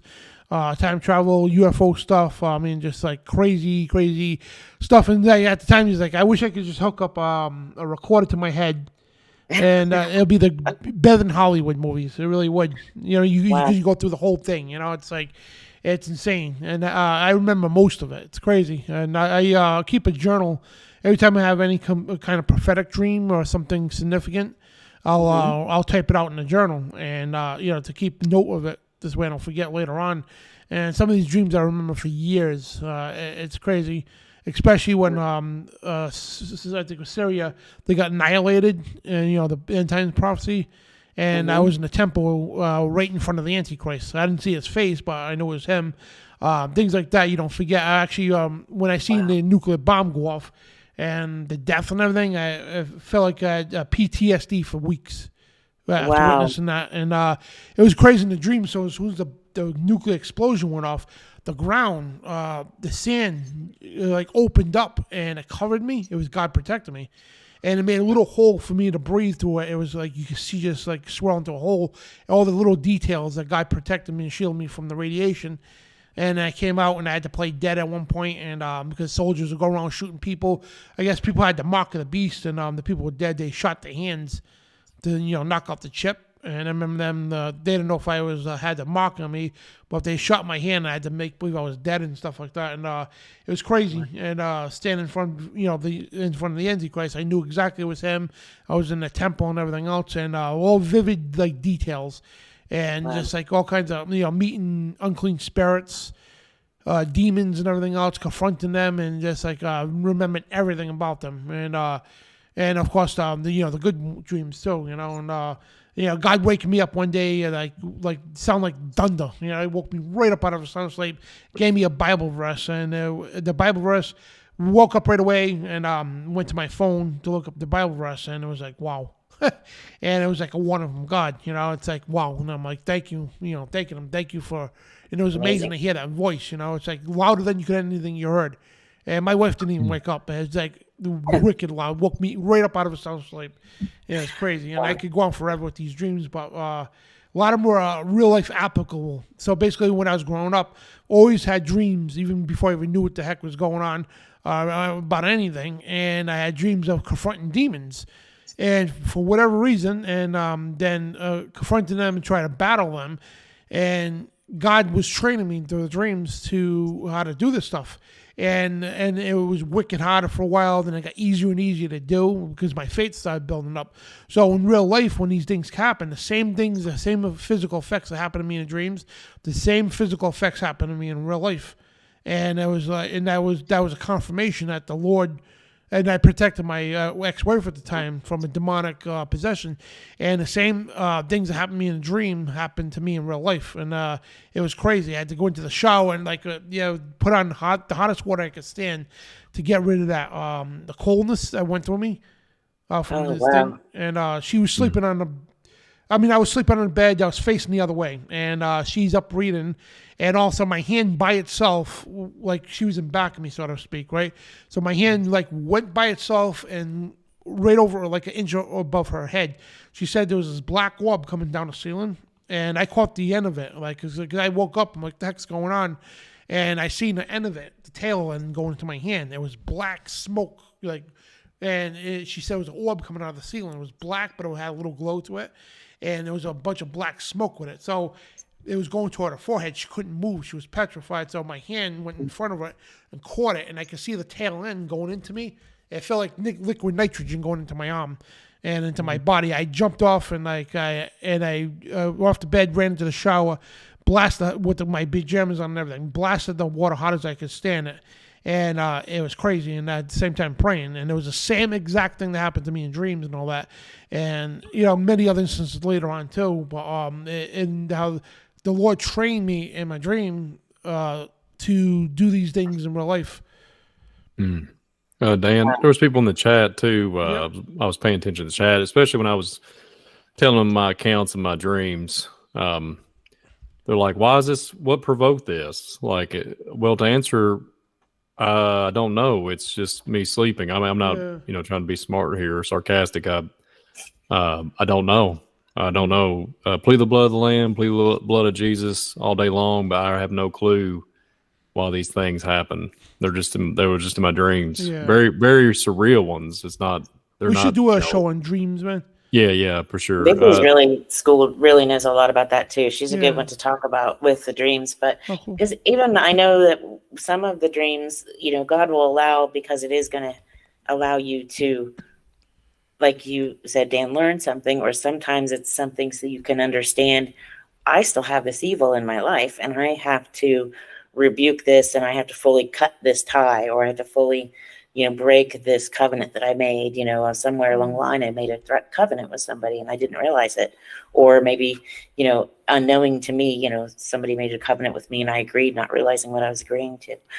Those types of things can definitely happen. So a show on dreams would be excellent, because because it goes along with sleep paralysis too. And I hadn't listened. I wish I'd listened to the show, but I haven't had a chance yet with Vicky. But did you have sleep paralysis, Dan, with any of those dreams? Oh yeah, years ago. Had major sleep paralysis and bed shaking, getting thrown off the bed, seeing apparitions, all kinds of crazy stuff, glowing entities above the bed. Just like it went on for. It was crazy. It really was. And next week's show, Dan. Next week's show. Oh yeah, do something on dreams. Seriously. Yeah, I talked about it last week on the show, and with all the details and all that. But yeah, to swing back into the subject here. I want to get to the whole Malaysia Flight 370 and also the Bermuda Triangle. What could be causing these things? And I got a theory what I think is going on in the Bermuda Triangle. And so, which is related to everything we've been talking about. So, I got your slide, Brian, the Malaysia Flight 370. And okay. Give her comments on that too and everything. Yeah, Karen wants to comment on the Malaysia 370 because I know I've touched base on it a little bit earlier, a few minutes ago before she come on. So, if you want to get, give everybody your take on the Malaysia 370. What's your take on that, and what do you think actually happened with that flight? On mine? Yeah, there's so many different theories out there about that, but I tend to agree that this was some sort of a government psyop where they're testing something out, messing with something to see if they can make it work and if they can do it well enough to get away with it. And that's, sort of because it seems just a little too clean. Yeah. And a little too, there just wasn't as much panic as I thought that there should be or would be for something like that. I mean, I didn't see any changes in air traffic and how they manage air traffic or anything like that. So I didn't see enough response, I guess, from my point of view. And this is just an opinion, so take it for what it's worth. But so I think it's some sort of psyop. I really do. Yeah, I agreed. Totally, Karen. Well said, actually. The three orbs, Dan, that you queued up before we showed the one with the plane and supposedly the 370 Malaysia plane footage. Did you show the three orbs that was over Israel during the? Oh, you got that right here. Yeah. So these three orbs appear miraculously over the war in Israel and Gaza, and Dan's going to show that to everybody. It doesn't have any sound, but Play it now. Okay, I'll comment on it then. These three orbs. Excuse me, Karen. What would you say? Sorry. I was just looking to see if I could see it, but I don't have a link in, so that's right. Well, the three orbs, they resemble to me what that footage we showed earlier in the broadcast with the plane. And what was even more bizarre is during this time a few weeks back, well, this is about 3 weeks ago or so now, but probably more than a month on this footage. What was so bizarre, there was commercial planes flying over war, like we're talking about authorized, unauthorized. We're in a war space. Okay, we're in war, and we got commercial airlines driving around and flying around like in the bukus of planes and flights. So this was, kind of tied into the broadcast here. I had this crazy theory. I didn't even bring it up on anything I've done, but I am tonight. I thought this really weird theory, like, hey, what if, the thing with the jumping up with, the Malaysia 370, we was talking about Manifest, the TV show, if it's a psyop, if it's all subliminal messaging, subliminal programming, it's actually something they're actually doing in real life. So what if it is, there's a 5-year increments or whatever, how it is. And, it was just blowing my mind that I seen there was I don't have the slide to throw up or any of the information, but they had a truck ton of airplanes, commercial airlines flying over a war, literally unauthorized. You can't be out there. They're shooting rockets. And this was just real weird to me, guys. I don't know if y'all, what do y'all think about that, Karen and Dan? It's just really weird. The three orbs, it can't be a coincidence. It just can't be a coincidence. So I just want to kind of throw it out there. Mm-hmm.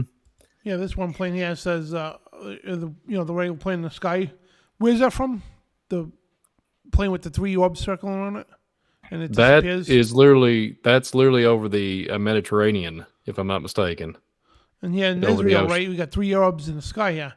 And, kind of weird too, predictive programming. There's 3 points to the flux capacitor Back to the Future. You know what I mean? And, they light up and the car disappears in the movie. And then here, you got the real life footage here of three orbs circling on the plane and the big flash and the plane disappears. I mean, it's the similarities are daunting, really. Have you guys seen the picture of the orb that I got like that with the wormhole thing? I can send it to you, and you can put it up while we're talking if you want. I haven't seen it. I'll send it to you real quick so you can see what you think of that, because it's really similar to that, and it's so funny. I've got this crazy pictures that I took of. Here, I'll send you this one. Dan, I'll send it to you. I'll text it to you, and that way you can see if you can put it up. There we go. This is outside my house. I took this picture. Oh, out by your house. Well, right outside my house. I'm watching so that I can see the chats too. That way I can. Oh, okay. Very cool. Are you on Facebook at all? I went into the live on YouTube instead of the Facebook one. Sorry, it's just my phone just died and then rebooted, so it was the easiest place to get. Oh, could you probably be off to send it to my Facebook this way I can show it on the screen? Oh, yeah, I just texted it to you, but I can send it to your Facebook. Hold on. Okay. That'd I be cool. think. Yeah, let me do that. Sorry, everybody, for looking down for a minute. Oh, no worries. It's interesting. It's interesting that it's interesting, Karen, that you brought up David Pilates with his Missing 411 documentary, his movie, right? There's 3 orbs, but it was more distinctive. The gentleman's accounts could see an actual craft, and it's kind of interesting. There's 3 lights, 3 points of light, same concept here. I know that these are separate drone-like orbs. I get it, but isn't it kind of crazy?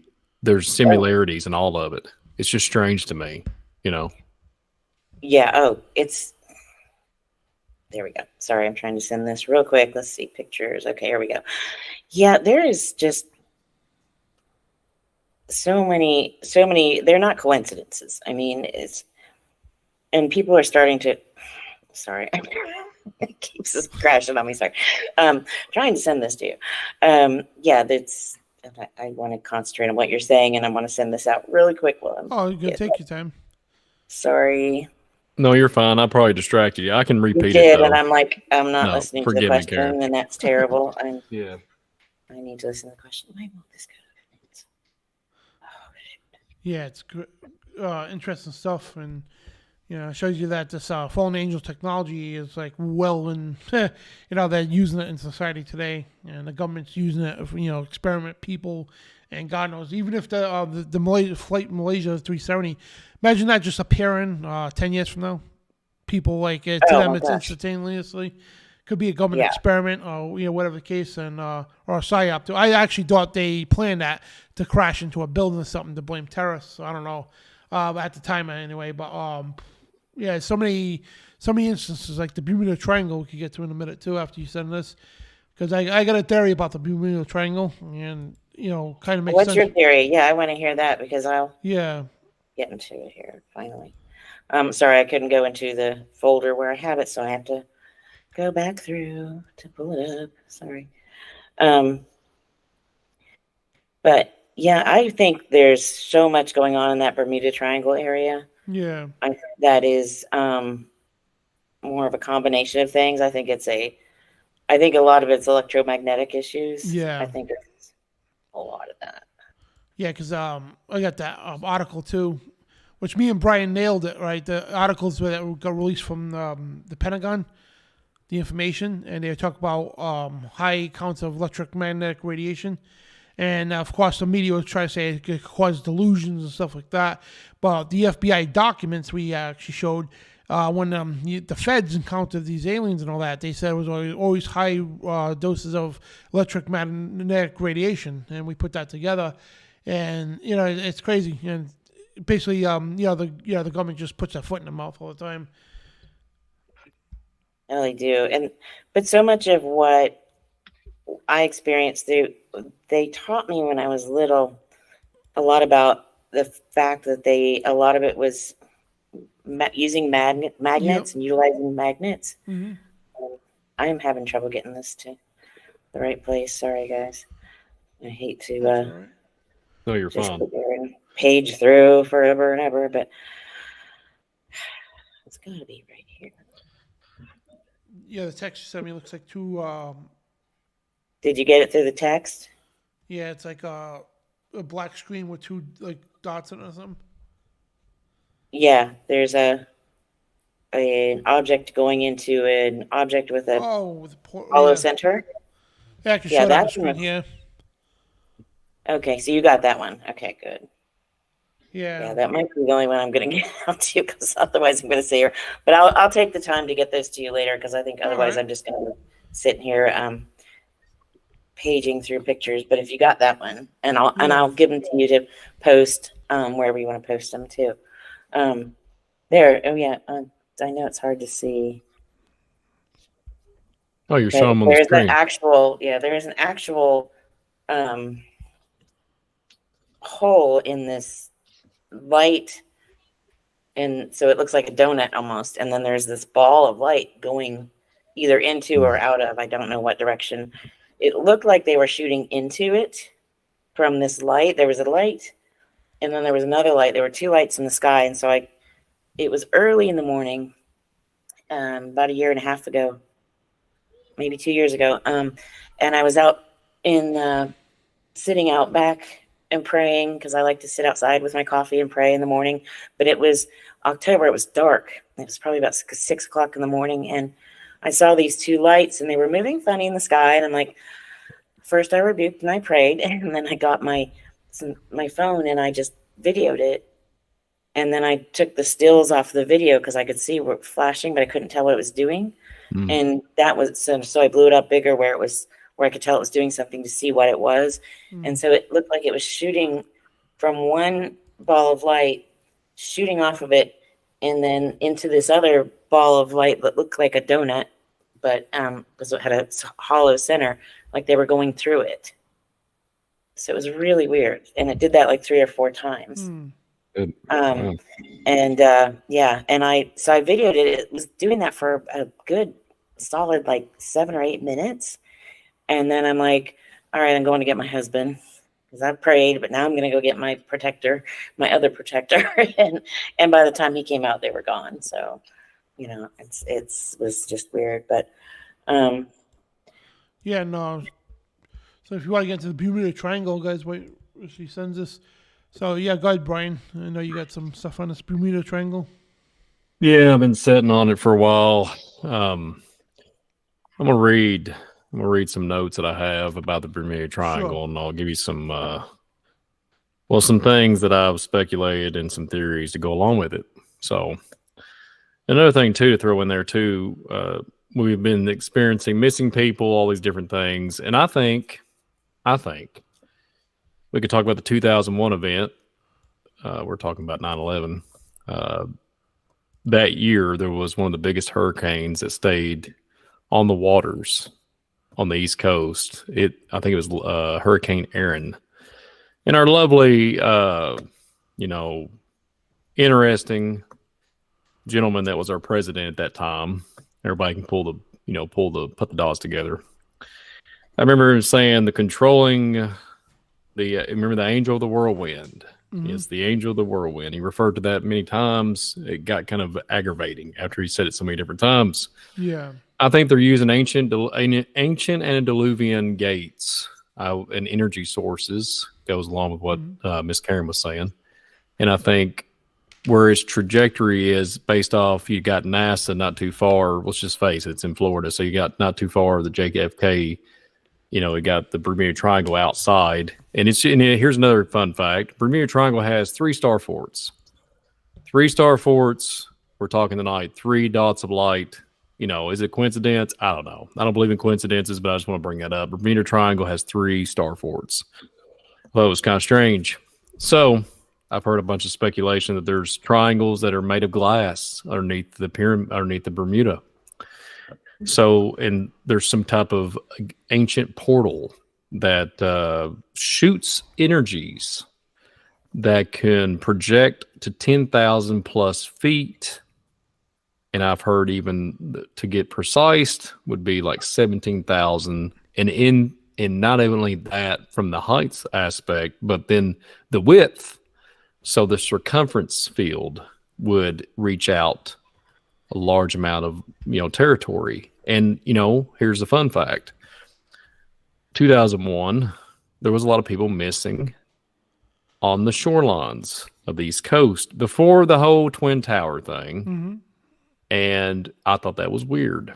I wanted to mark that off and put that on the bookshelf and let dust collect on it. So I wanted to make sure that I remembered that. So I'm bringing it up tonight too. There was a lot of people go missing. And this happens a lot. And a lot of people don't really realize that. It's really strange. So that kind of goes along with what Karen was talking about it too. There's a lot of missing people. But I thought it was interesting. Even if the hurricanes don't even hit the land, there's missing people on the East Coast. Very strange. I don't know. Are they activating? Is NASA somehow activating a gate?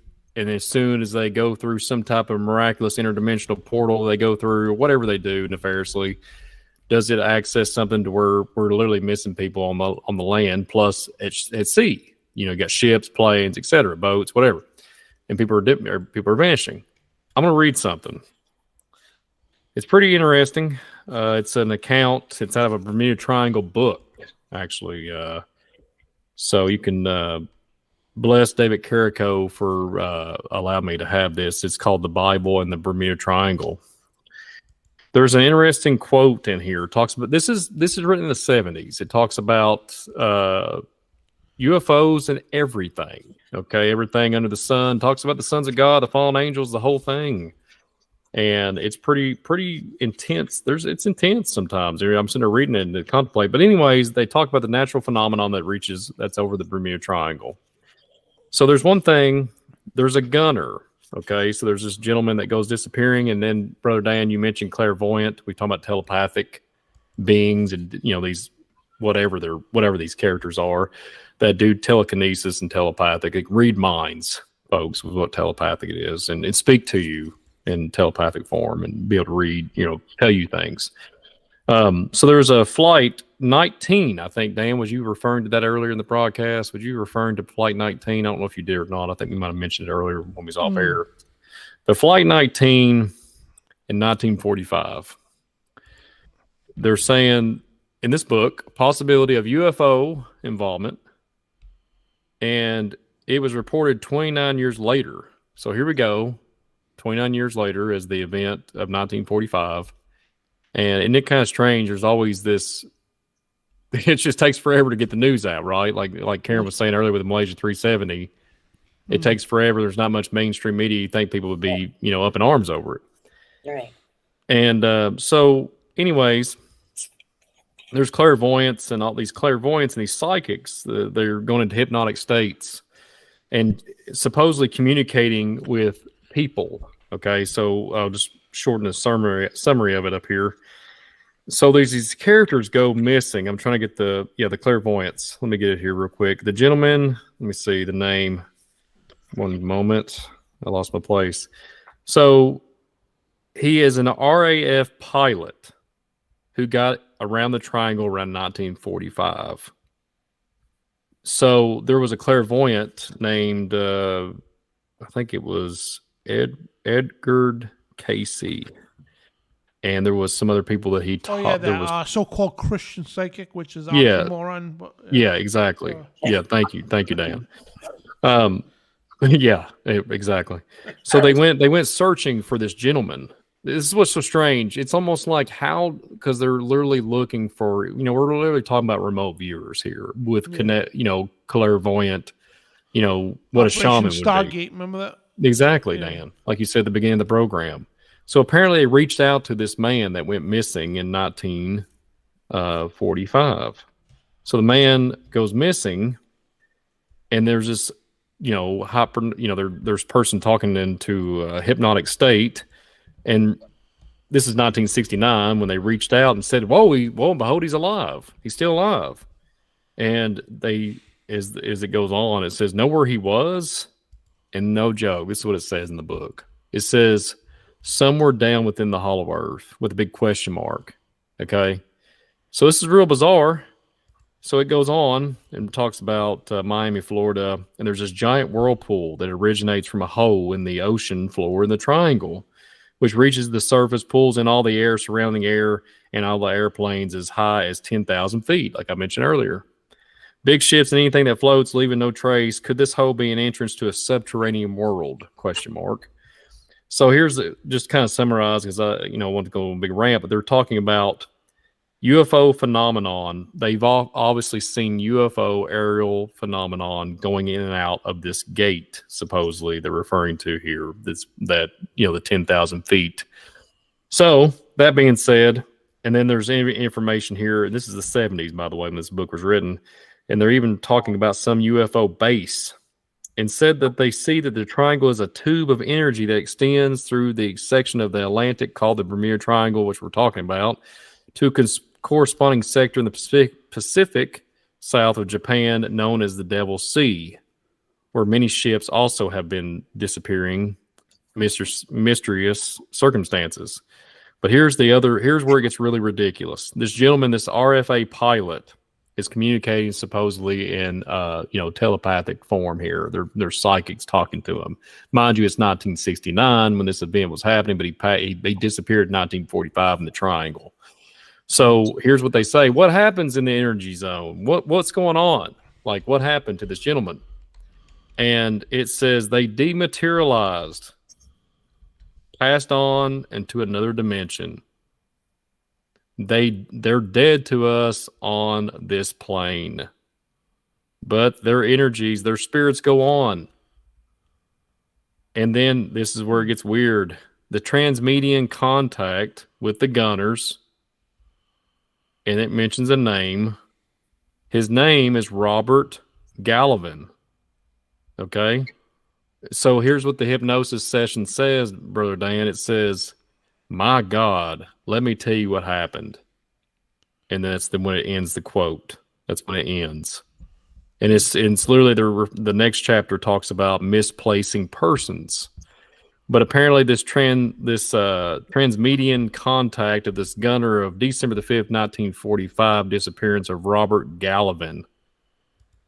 During a hypnosis session, they was able to contact him. Supposedly he's in the hollow earth, in a subterranean world, and all to do because of the Bermuda Triangle. And he literally, from what they're saying, he dematerialized and passed to another dimension.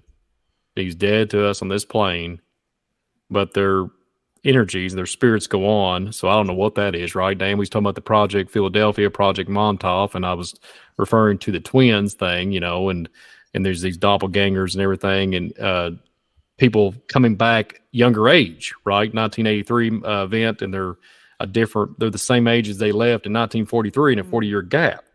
So literally in this book, in this testimony, they're talking about a transmedium contact with this gunner, and he's supposedly alive in the hollow earth in another dimension. I'm not kidding. I know it sounds a little cuckoo, folks, but we're going down the rabbit hole in Spiritual Warfare Friday. What's your all's take on that? Yeah, I was looking at some of the good comments coming through while you were talking about all that too.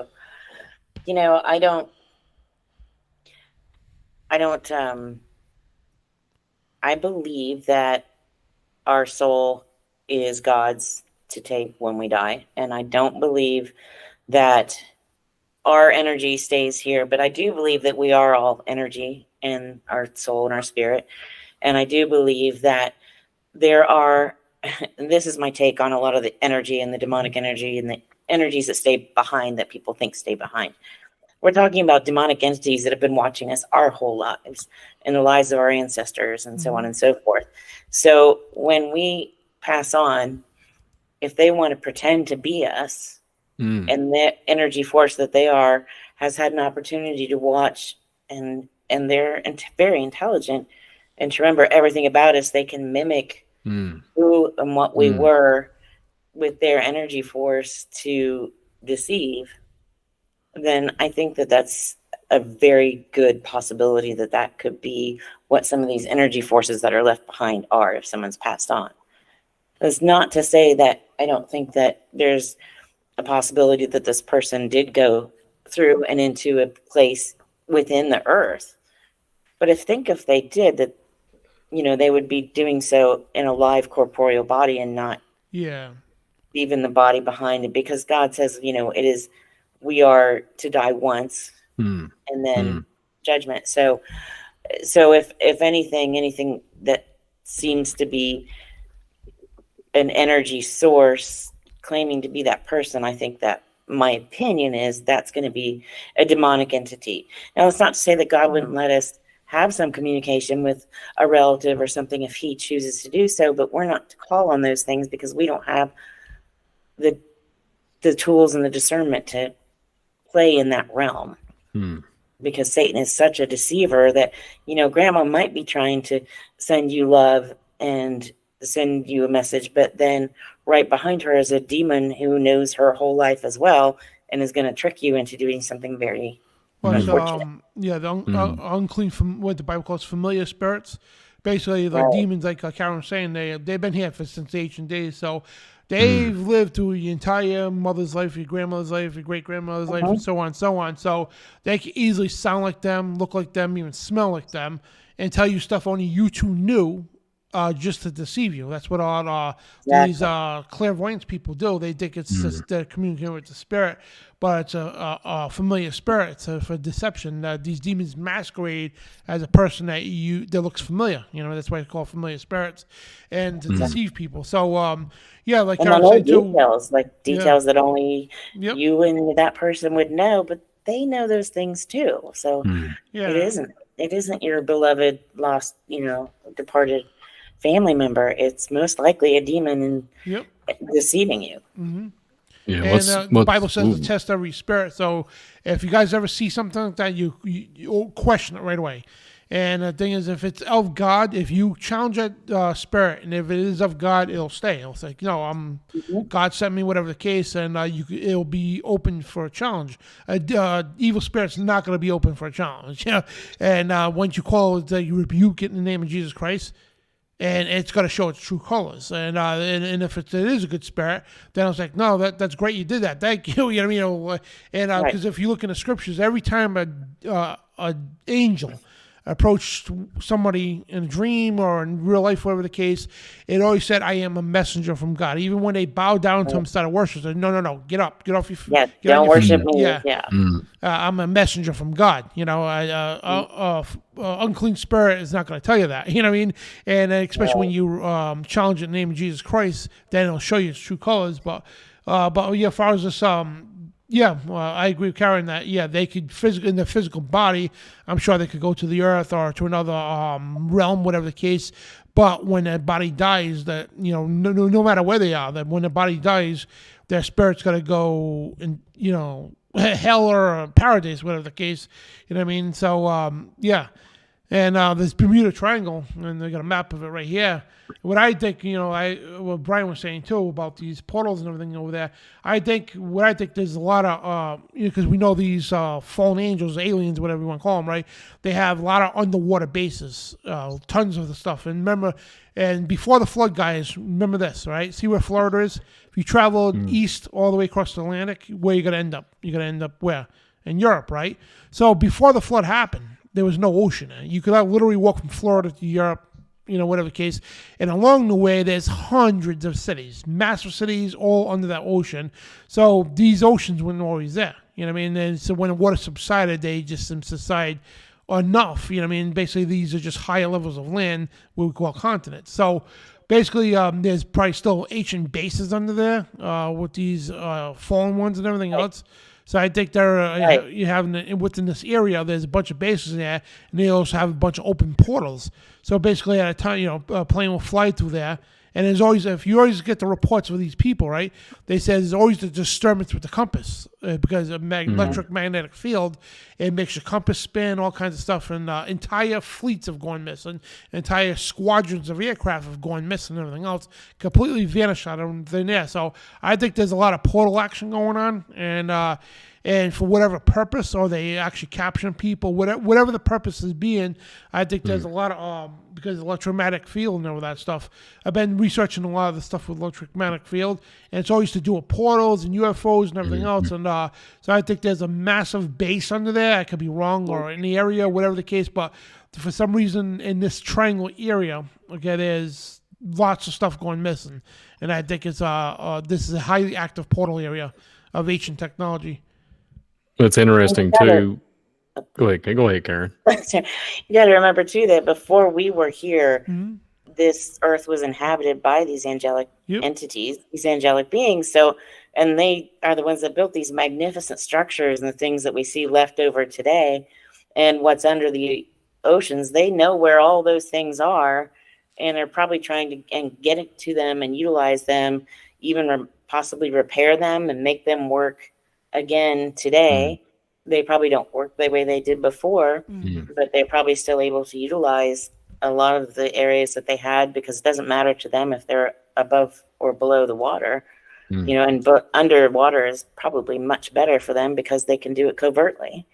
So we're not seeing these entities working underwater or taking people underwater, having bases underwater, that type of thing. So, Yeah. It's interesting too to think about what they're doing with AI and how the avatar program and everything with DARPA and how they can make literally us like a digital avatar of us, voice, everything, right? And then that was kind of where I was going. I was thinking that in my mind when you was talking, Karen. It was like, wow, that's what they're doing with us, and just in general, that's kind of scary.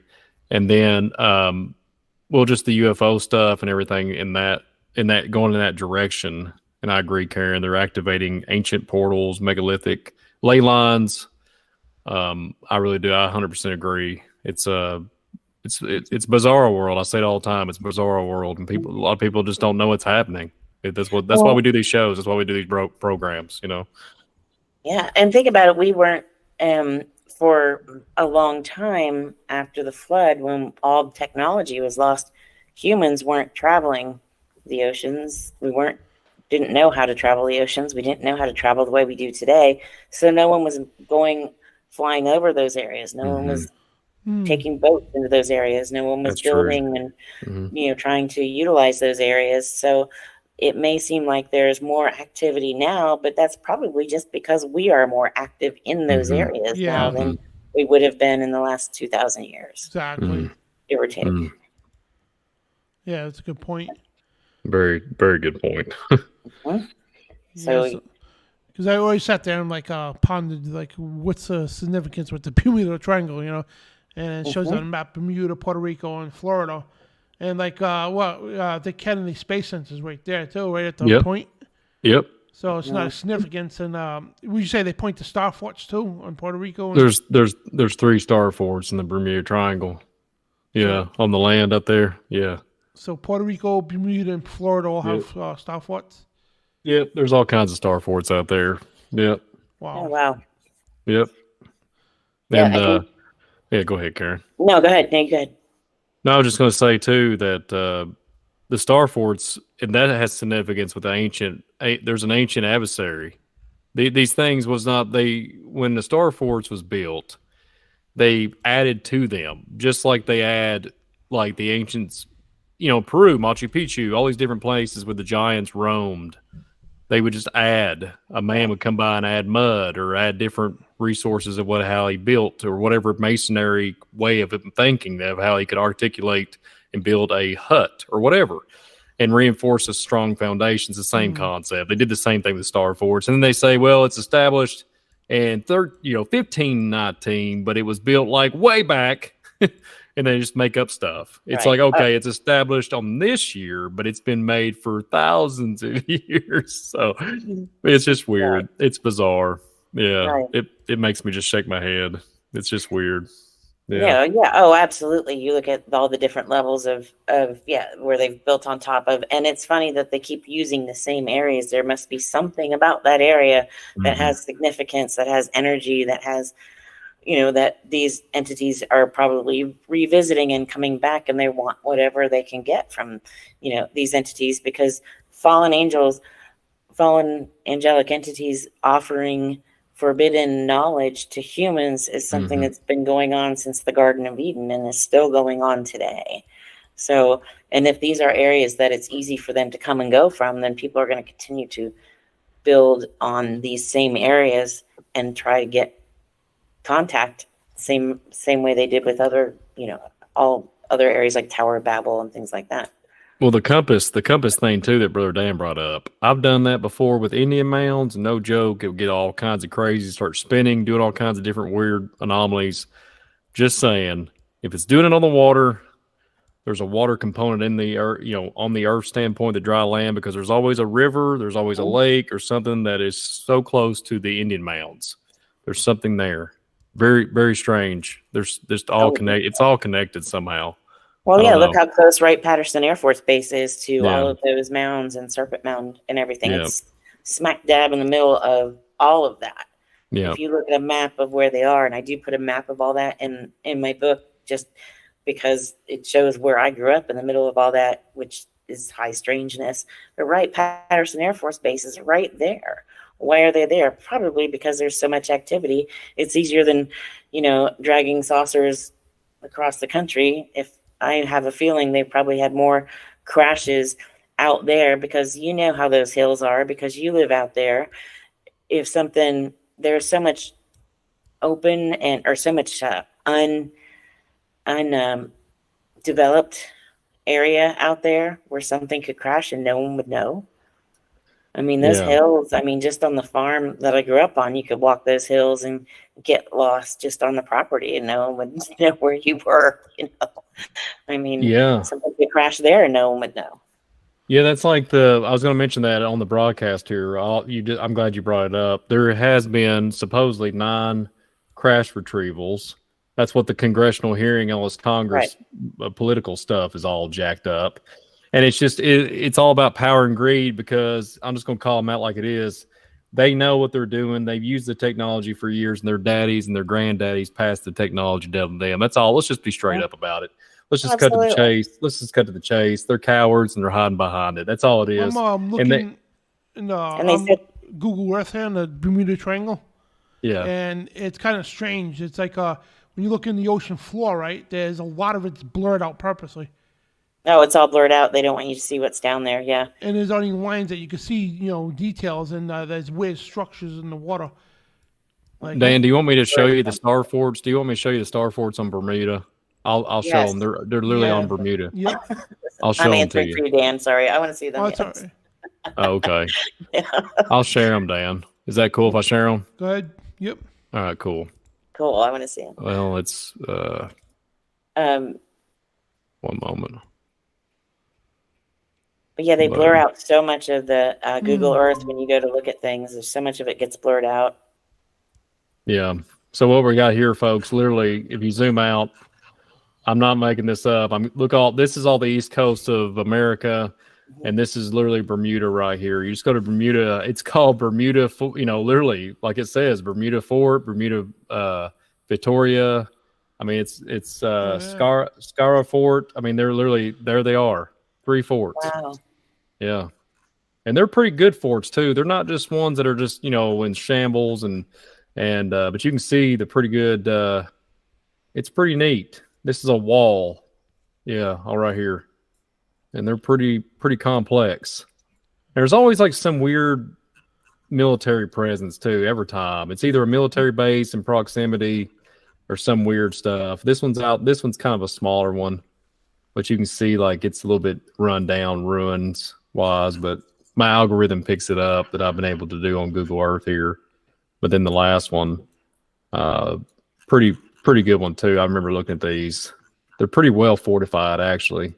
These are kind of higher elevation, and they're always. What's so strange? They're not. A lot of the even out. We only have one in Kentucky, but the ones they're always on a large body of water, or on the coast, on close to the water of the oceans. It's really strange. I don't know. It's just. It makes you wonder, and if you go, not to get off the Bermuda Triangle, but if you go out to the Ukraine, Russia, all that, there's thousands. There's like hundreds and hundreds and hundreds and hundreds and hundreds and hundreds of star forts. And, it's kind of interesting that they're pulling out every crack and crevice of every type of military application to go out there, right? And it's kind of interesting because I'll say it again, it's the Great North, and there was something way back in the day that came out of the earth or whatever it was. The giants in the earth in those days, or whatever it is, or something that they're fighting it. There's something going on spiritually, underground, above, everything. It's crazy. Mm-hmm. Oh, definitely. Yeah, that's really interesting. Well, when you say about being on a large body of water, think about the Ohio River, which is I'm assuming the body of water it's on in Kentucky, which goes into the Mississippi, which goes down into the Gulf of Mexico. So, that's a very deep and easily traveled river. Yeah, Kentucky. It's Fort Duffield. It's up on the top. It's been basically, it's ruins. You can barely see it, but the star the star is there. Yeah. It's on a higher elevation too, and it's actually up on a hilltop, and it's observing a city, a little small town, and here's the water. I mean, it's not that far off from Duffield. There's a body of water. Hang on, we have a little blurred out there, but there's literally a body of water right here. There's the Ohio River. I mean, it's not that far from Duffield. No, I mean, that's real close to where I grew up, where you are right there too. that's really cool. Yes, I mean, literally, it's only like it's not even a mile. It's like not even a mile from the. It's not even a mile from the water, from Ohio Valley, from Duffield. It's like a half a mile. You could walk to it and jump in. So there you go. Pretty crazy. There's my show and tell, folks. Yeah. Yeah. No, there seems to definitely be something about bodies of water, because when we first moved here to Texas, excuse me, I watched 3 triangle-shaped crafts go over the dam and into the lake by where we live. Mhm. It just, I'm like, oh great, they're here too. Wow. I'm just like, I can't get away from these things. They're everywhere I go. I've seen them at the beach, at the ocean. I've seen them here at the lake where we live over the rivers. But there always definitely seems to be more activity when there's a body of water nearby. Sure. And they seem to be more visible when there's a body of water nearby. I don't know if there's some reason that they become more visible around water. If there has something to do with it, that's interesting. Yeah, because there's scores of videos of people having these crafts going in and out of the ocean. So it's a lot of connections there. And you can see them. They're visible. And a lot of times they're really good at cloaking, but why not around the water? Yeah. Yeah. I think they had higher elevation points because something was coming out of the water. Yeah. Like literally, like I was telling you when you was on the program with me, the giants that come out of the Allegheny River, and then the lizard-like people that came out of the same river. What came out of the Ohio River? Does anybody know? I mean, you can't keep up. There might be tens of thousands of counts. You don't know. There's a lake. There's an island in the Ohio River that was known for the blonde hair giants that lived on it and would kill and eat people, and eventually got, I think, overpowered by the people and killed. But yeah, that's an old legend that's there, and that's on the Ohio River. And it was Lake Travis in Texas, by the way. Someone asked in the chat room what lake it was, which is in Austin, Texas, in the great state of Texas. So, and we're right close to the coast here. We're just 2 hours from the coast, 2-3 hours depending. So, but yeah, there's a lot of activity here too. Yeah, you have one star fort in Texas. You have one star fort. Where's in Texas. It's on if you're in Dallas, it's on the east side of Dallas, close to Louisiana. And Okay. I'm trying to get a location real quick. That's not far from here. Stowell and Double Bayou, close to Beach City. Yeah, you're real close to to Louisiana there. Okay. And what's so strange about it, no joke, if you go zoom in on that one, it has the ruins of it. It has the Star Fort location, and it's just kind of destroyed, but they have antennas sticking out of the top of it, Karen. Oh, gosh. I'm not making this up. Kidding. I'll have to, next time we're up that way, I'll have to make a drive-by. Yeah. Send me the coordinates when you think about it, and next time we're up that way, I'll make a drive-by and see if I can take some up-close pictures of that area. Yeah. And see what's happening. Anahuac Fort, I think it's what it's called. Anahuac Fort, I think. Anahuac Fort. Yeah. Okay. Yeah.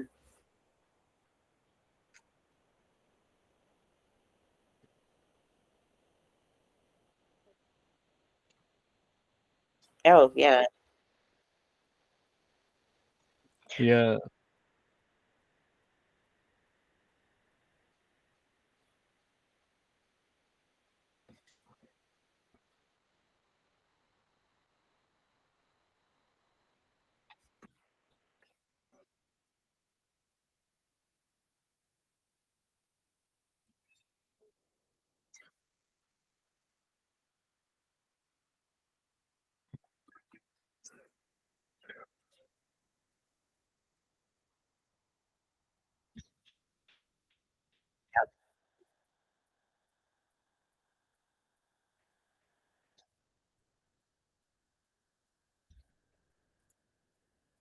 Right.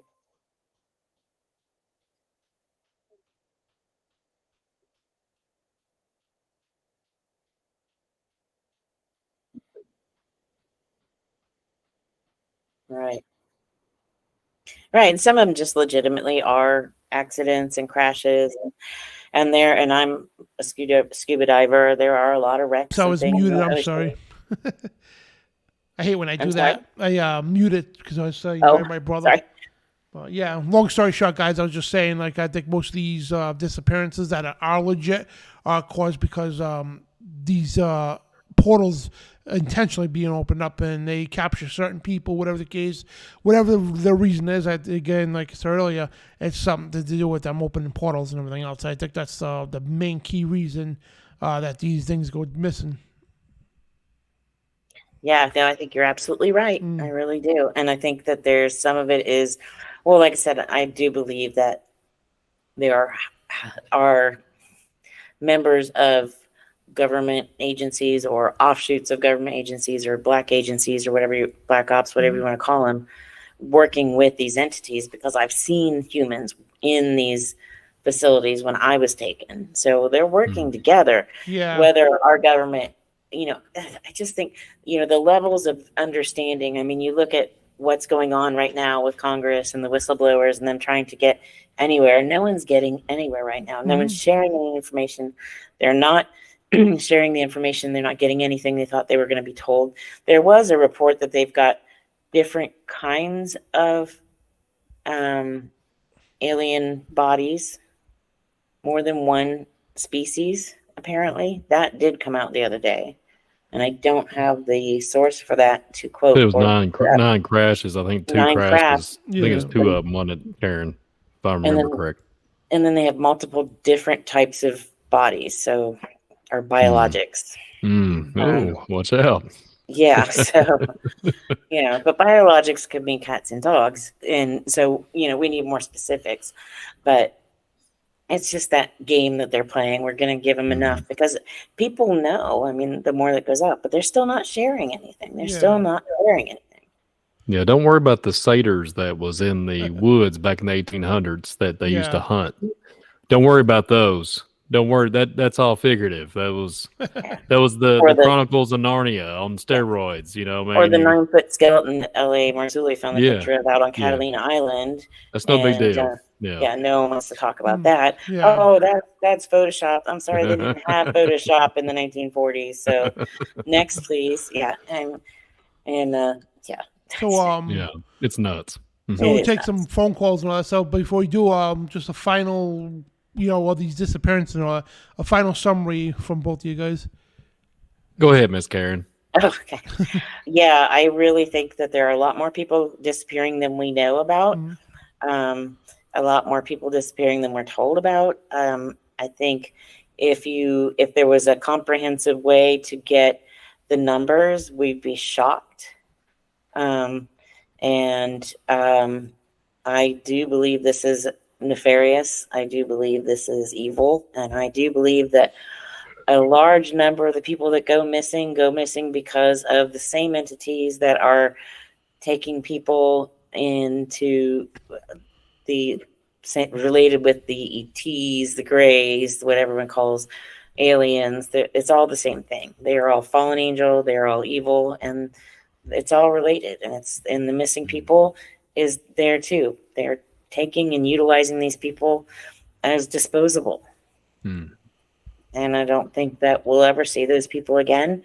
But I do believe that, they're with God and God is taking special care of them. So here's my thought. I agree with that, Karen. Yeah, God is in control. And I know we went down some rabbit holes tonight. And if they have the Lord on their side, nothing can touch them. So either way, it doesn't matter where they're at. I'm just saying that overall, in general, Jesus is king, and there's nothing that these things can do.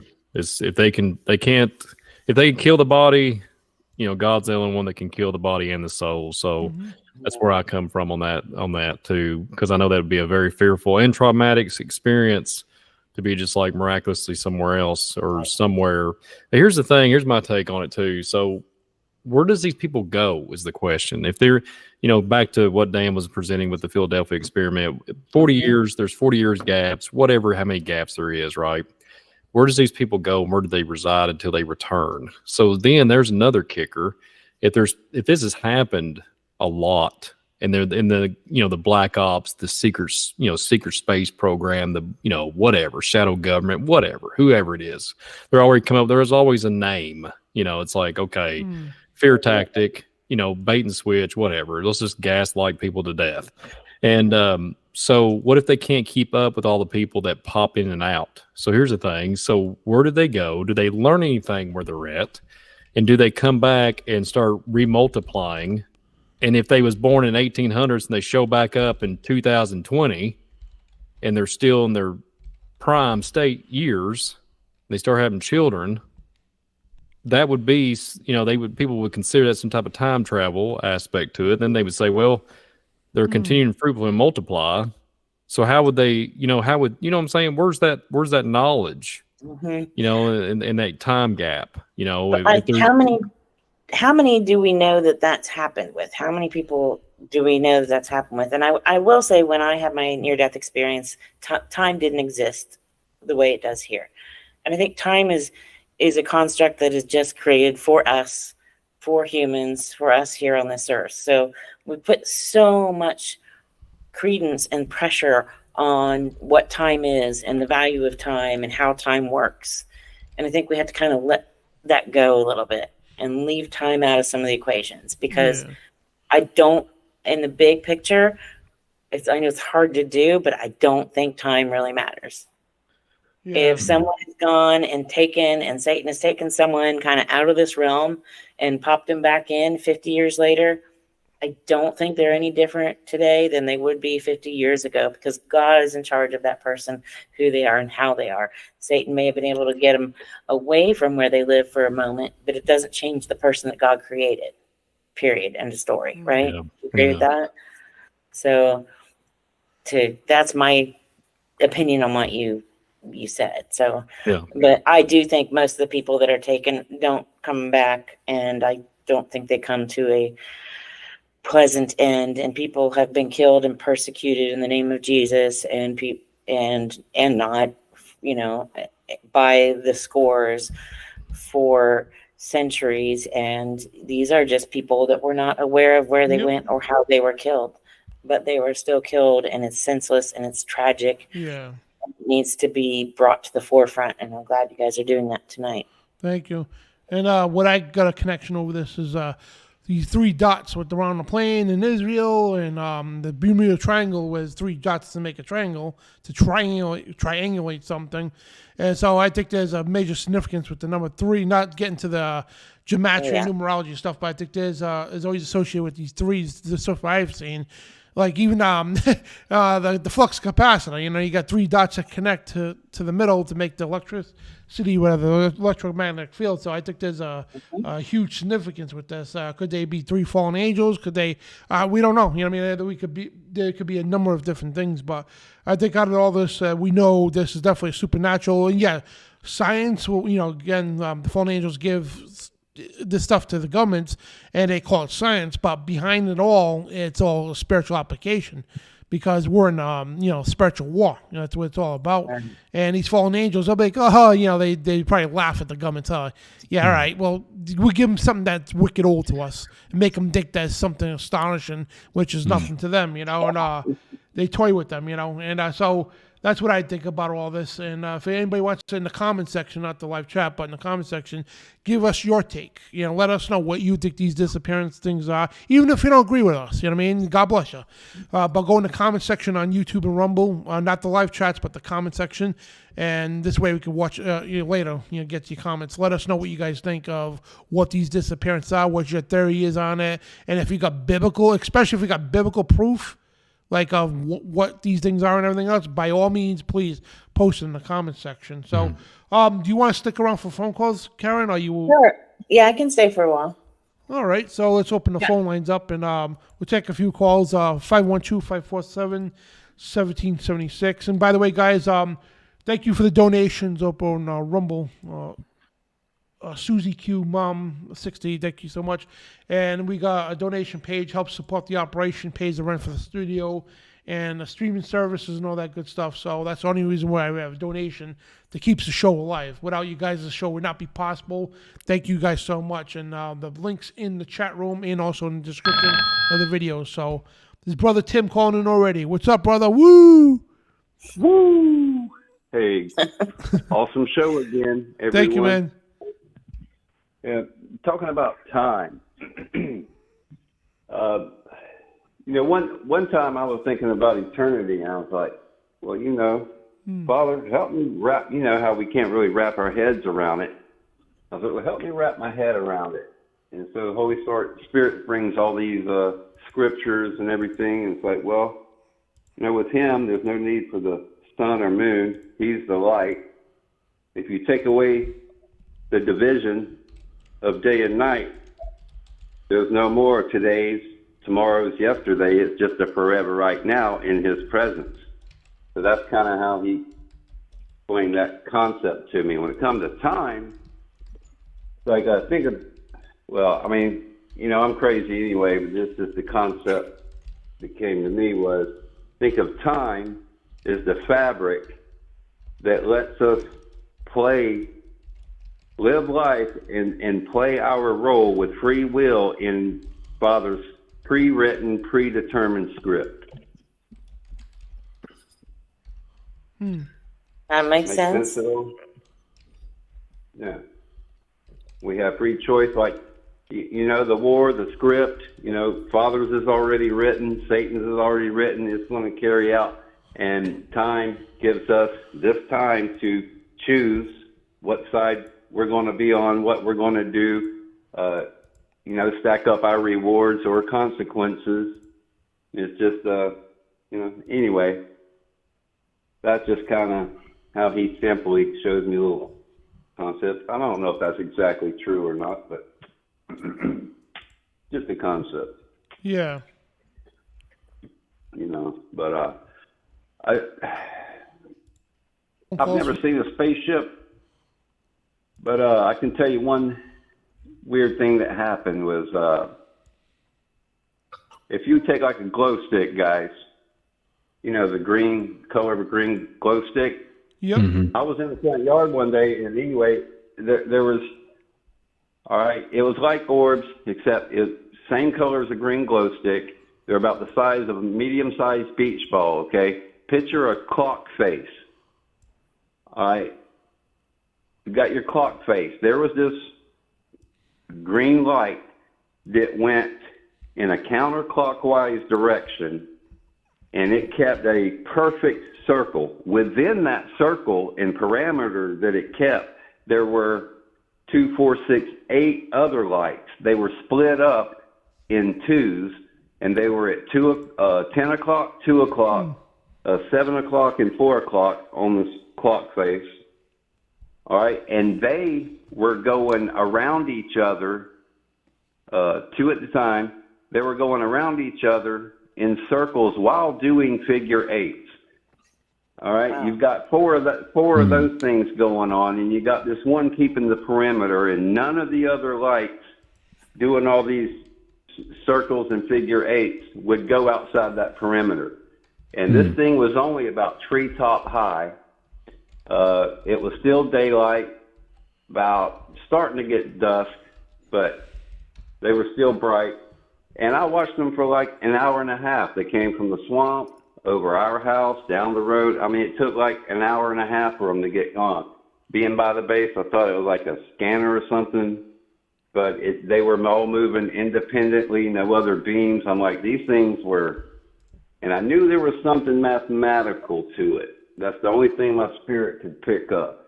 It's like, man, there is something very mathematical about this. But you guys ever seen anything like that? Oh yeah, a lot of orbs, like lights in the sky like that. Yeah. But these were like treetop level, and they were going so slow, and just lasted for hours. I mean, everyone in the neighborhood saw them, but I mean, wow. I don't know what it is. there's nothing they you can blame do it. about it. They blame it, Tim. They say it's Starlink. That's what they say. They'll say it's Starlink. Yeah. Because they've been doing that in Kentucky. I've been seeing that the last, I don't know, few months. Everybody sees these lines. It's not, they'll say it's Starlink, but it's not Starlink. I mean, I've seen the lines of the lines. Yeah, I've seen them too. Those go up, and I've seen what supposedly is Starlink, and I'm like, okay, that makes sense. I can believe that. But the other stuff I've seen, that's definitely not Starlink, and especially not, Tim, what you described. No. Yeah. That sounds like entities and energies. Right. Exactly. I mean, And especially counterclockwise. Whenever you see something going counterclockwise, that usually indicates that it is a fallen entity. right. Well, it was keeping the perimeter, and then you have four sets of two that are circling each other and going in a figure 8 pattern, and they're all moving independently of themselves. I mean, there's no like attachment beams like it's being projected or shot. I mean, these things are on their own moving like orbs, but only the size of beach balls and in the physical dimension, like totally manifested. Wow. I think also we can't rule out either as elemental spirits, stotions, which are most of the times they appear in orbs. Yep. Sure. Yeah. Absolutely. You know, those are, they're around everywhere all the time. Yeah. But I wanted just what Brian's, he's really into the ley lines and stuff. And I was just wondering, Brian, what do you think about, okay, so Father laid out, the heavens and the earth and all the earth's pillars and foundations and how he's structured. So it's just like Satan to copy him and it's like do all that on the earth. He can't do what Father does, create and all that. Always got a counterfeit. He lays out all of his kingdoms and regions for his principalities and powers to divide and line up, and they all work through men. Also, we're the chess pieces. Whether you know it or not, we're being used by one side or the other. Yeah. I just thought that was an interesting comparison. Satan got all his, there's a lot of neat things, a lot of deep mysteries and everything, but as long as we don't let it distract us from our relationship and mission, that's all. Yep. Absolutely. But anyway, I'll let someone else call. Great show as always. Thank Love you, to brother. everybody in the chat. And God bless everyone. Have a great Sabbath and weekend. You too. Shabbat shalom, brother. Yeah. Be blessed. Be blessed, Tim. God bless you, Tim. Thank you.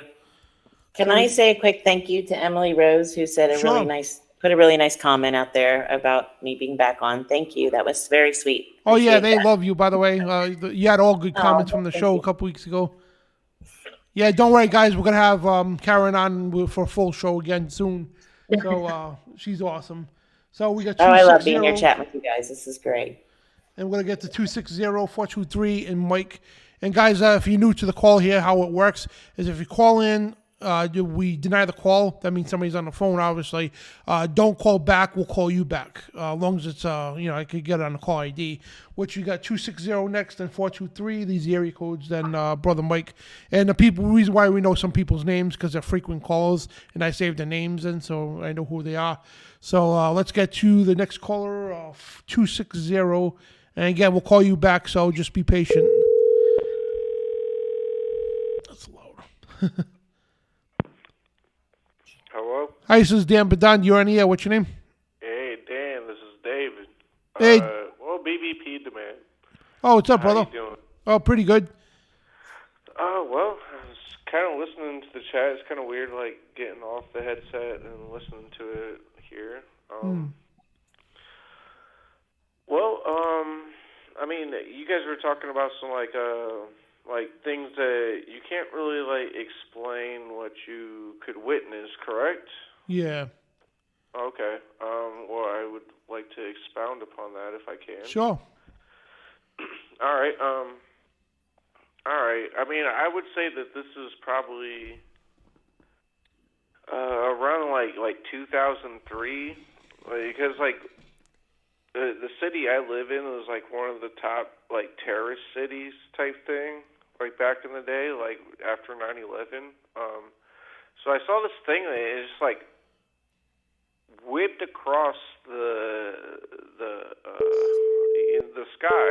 You know, like I almost thought it was like a missile or something, but it didn't make no sound. And I was like, well, that's weird. But then there's like 2 Apache helicopters even following it. And I was like, well, this makes it even more strange. And I was sitting right next to one of my good friends, and I was like, dude, look, bro, like this is probably the end of it, dude. Like, you know, like we're probably done for. But then nothing happened, and it was just kind of curious. You know what I mean? Like, I don't know. I mean, like I said, like I can't explain what shot across the sky like that, silent. Like it was like almost like a white light. It just kind of almost like went, like real quick, like way faster than the Apache helicopters. And I think they even travel at like 100 miles an hour at least. Like, I don't know. What do you guys have to say? Like, anything? Yeah, well, yeah. A lot of times, like when you see these things go across the sky, it's like it could be a number of anything. I mean, yeah, if you want to, I hate using the term "devil's advocate." You know, I don't even know how that even came from. But yeah, fair enough.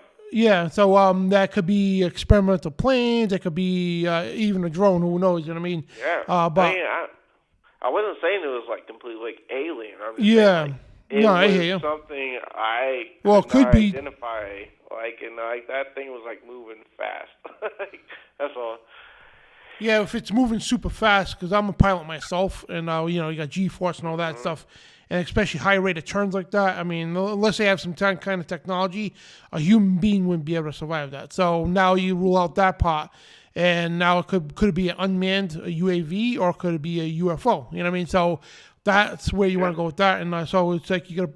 At this point in time, we don't really know. You know what I mean? And you can't rule out nothing. And I would never rule out the possibility of it being extraterrestrial, supernatural.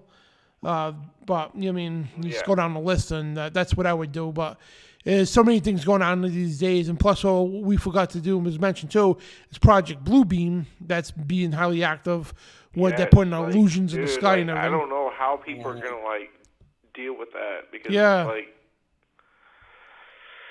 It's going to be a dangerous road to go down, like this whole Project Bluebeam, dude. Yep. Like, I don't. If people are so like majested by like these little videos that they see or something, like what makes you think like Project Bluebeam can't make you like your own little images, but like something that you want or something, like, or whatever your little like mind desires, or like, or even worse, like. Maybe something scary, and then and now you're all in fear. You know what I mean? Like this whole Project Bluebeam, dude. Like it's gonna disrupt a lot of people. I do feel like, you know what I mean? Yeah. That's why it's important to get right with God and to rebuke first and ask questions later, because you know what I mean? a lot of what we see in the sky is. Oops, I don't know if you can hear you. Just like what Thessalonians said, like, you know, like. Yep. Like you will be like blinded, like basically like I will give you. I'm sorry, like, I can't quote this scripture like offhand, but like basically like I will give you a delusion and I will make you believe in it. I mean that was what God said. In the end times, I think strong it's Second delusion. Thessalonians, but like I don't remember the. Yeah, he'll send us a strong. Well, not us, but he'll send them a strong delusion that they'll believe in a lie. Yes. See, wouldn't that like kind of like put hand in hand with it, right? Like that's what I kind of see. Like, and I feel like a lot of people are gonna like fall for this, and I pray that people don't, because. I mean, I don't even know how they fell for it with this whole. I don't know, people being sick and I don't know, whatever. However else I can say it without like making you get Yeah. Stuff over here, dude. Yeah, the Kufi So, like, juice. Yeah. but you get it, you know what I mean? Like, so, like, I don't even know how, like, they could, like, be all, like, confused about it and, like, what's to say what the future's going to. Yeah. You know what I mean? Like, and much love, like, I'll take off your, like, internet and everything, you know what I mean? Like, Well, Karen wanted to say something. She had a comment about that. oh, okay. Oh, yeah. I was just saying that, yeah, whatever you saw, you know, it's so hard to know, but I always say, like my friend L.A. Marzulli says, rebuke first, ask questions later, because we never know, especially if you saw that thing being chased, then there's likelihood that probably was something, you know. But the strong delusion that the Bible tells us will be sent, I was just flipping through my book while you were talking about that, because I have a whole chapter just on that, and how they're already pushing those strong delusions through now, trying to convince us that these are our benevolent space brothers and that they're trying to help us, yet they're out there kidnapping little children and, you know, people going missing. So, but it does sound like you had a prosperity and everything. Trust yeah. me. Just follow me and just take this. It's okay. I'm just saying, like, that's kind of like what they kind of go for. Yeah, so it's just important to get right with God now. I mean, that's the best. Yes, The best thing anyone can do, and share the gospel, share the good news, share it with anyone who will listen, and share what you know, and share the truth of what you know. Yep. And the verse is 2 Thessalonians 2:11, and for this cause God shall send them a strong delusion that they should believe a lie. Thank you. And I write a ton about that in the book, just because it is so important, because I really think they're going to use this against people, this UFO phenomenon against people. Absolutely. Well, thank you for the call, brother. Hey, thank you all for your time and everything. I hope you all have a great evening. You too, brother. God bless you. Be blessed. God bless you, brother. Yep. Take care now. You too. Somebody suggested doing a show on Project Bluebeam, which I think is an excellent idea. Yeah. We did one. Was it 6 months ago, Brian, or something? We did one. Probably a little bit longer than that. Oh, but yeah, it's been a while. maybe eight. I don't know, maybe 8 months, maybe 7. It might be close to 6 months. I don't know, 6, 7, 8 months. You know that the saying people say, like, the Simpsons did that or said that. You know what I mean? Like, every day subject comes up, we're like, yeah, we did a show on that. You know right. what I'm But everybody says, oh, they're not going to go through with anything on Project Bluebeam, and that's been discarded by the government. Anytime they say they've discarded a program, I pay a lot more attention to it. Oh, yeah. Because like I was mentioning earlier. Because I really think that one is one that's probably just has a new name. I mean, I'm sure it has a new name. I was mentioning that earlier. It was like when they had just Operation Stargate, right?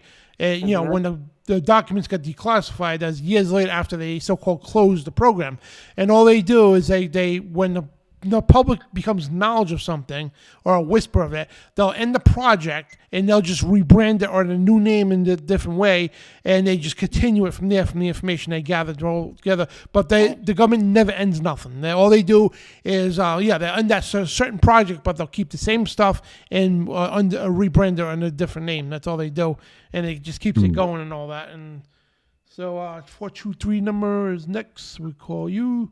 Then we got Mike and Craig after. Brother Craig and Brother Mike.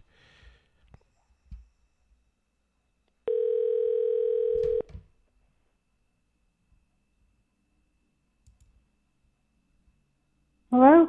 Hi, this is Dan. You're on the air. What's your name? Brother Dan B., this is Joy. Hi, Joy. How are you? Blessed beyond all understanding. Sister Joy Trillo? Yes. Awesome. It's great to hear. How you doing, Joy? How you doing, Joy? Oh, Brother Brian, yes. Blessed beyond understanding.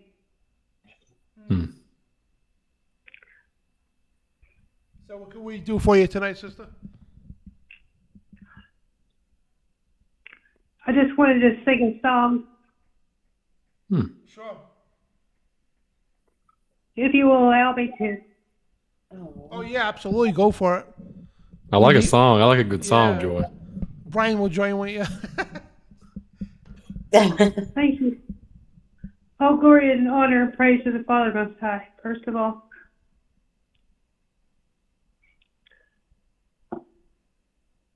I'd rather have Yeshua than silver or gold. I'd rather be his than have riches untold. I'd rather have Yeshua than houses or land. Yes, I'd rather be led by his nail-pierced hands. I'd rather have Yeshua than worldly applause. I'd rather be faithful to his dear cause. I'd rather have Yeshua than worldwide fame. Yes, I'd rather be true to his holy name. He's fairer than lilies from rarest bloom. He's sweeter than honey right out of the comb. He's all that my hungry spirit needs. I'd rather have Yeshua and let him lead than to be a queen of a vast domain and be held in sin's dress sway. I'd rather have Yeshua than anything this world offers today. Amen, sister. That's beautiful. Bless you. That was so beautiful. Thank you, Joy. Yeah. What a blessing. Bless you, Joy, so much for singing that. All glory and praise to the Father Most High. Amen. Thanks for That's calling awesome. in, Joy. Yeah, you got to do that more often. You sound great. That was very much needed. Thank you, Joy. Yeah. I'm trying to praise the Father with the last breath I have. That's all I've got. Yeah. You made me cry. Thank you. That was to be long beautiful. here, but anyway, I just wanted to everything that has breath, praise Yah. So I'm going to use every breath I have to do that. Amen, sister. And I appreciate you so much. I appreciate you, Dan, and I pray for you. I pray for you and your family. I pray for everybody in Thank chat. And I love you all so much. You have no idea. You're my family, and I love you so much. Thank you so much.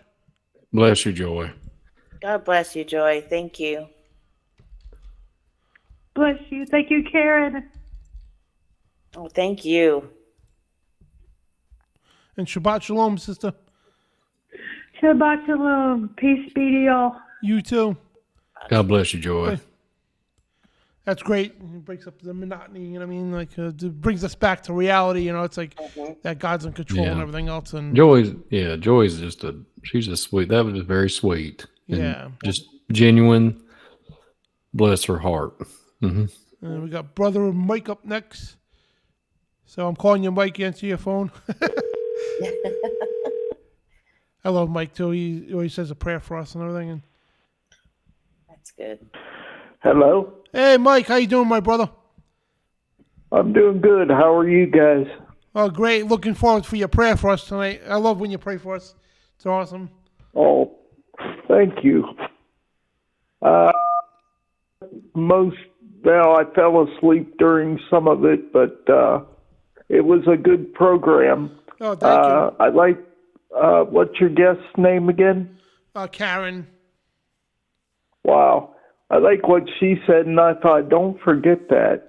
Because there's a verse in Hebrews that says, every house is builded by some man, but he that build all things is God. So God made all things, but just like she said, the devil can't create like God can, and he's no match for God. So what does he do? He counterfeits? Mm-hmm. Yep. Okay. So you guys were talking about the Philadelphia experiment. Yep. And you were talking about time travel. I mean, this is kind of weird. You know, John wrote the book of Revelation. Yep. Could people like John or Daniel or Isaiah, could that be, I mean, yeah, they predicted the future because God gave them the ability. Could you call that time travel? Good question. Yeah, it's almost like they were outside of time, you know? Yeah. Because when I had my near-death experience, there was no time. I was outside of time. And I think when God took them up into the heavenlies, they were outside of time. So they were just like seeing a movie almost. They were seeing what was going to happen, what God gave them to see. Huh. Wow. And Mike has another one too, right? Remember when Jesus transfigured into the spirit on the Mount Olives and he talked to Moses and Elijah? Oh, yeah, when he was the transfiguration. Yeah. Was he talking to them in the spirit? And here's the other thing too, was it transcendental through time? Because remember when Moses and Elijah was alive, right? Jesus, when he was in the spirit before he was born, obviously, he talked to them. He came to them. So could that have been some kind of a time thing? I mean, there's so many things you could play with that and to like really ponder on. And why was he talking to Moses and Elijah on the mountain? You know, was he actually going through time? Was it a point? I mean, like we could go through a number of different things, but when you mentioned that, for some reason, it just went through my mind. Could Jesus have been talking to them in the past to give them prophecy of the future? And Jesus was only mortal during remember his what Jesus said in the Gospel of John? Had you believed Moses, you would have believed me, for he wrote of me. Yep. So, because I've heard skeptics and they'll, well, how could Moses write about his own death?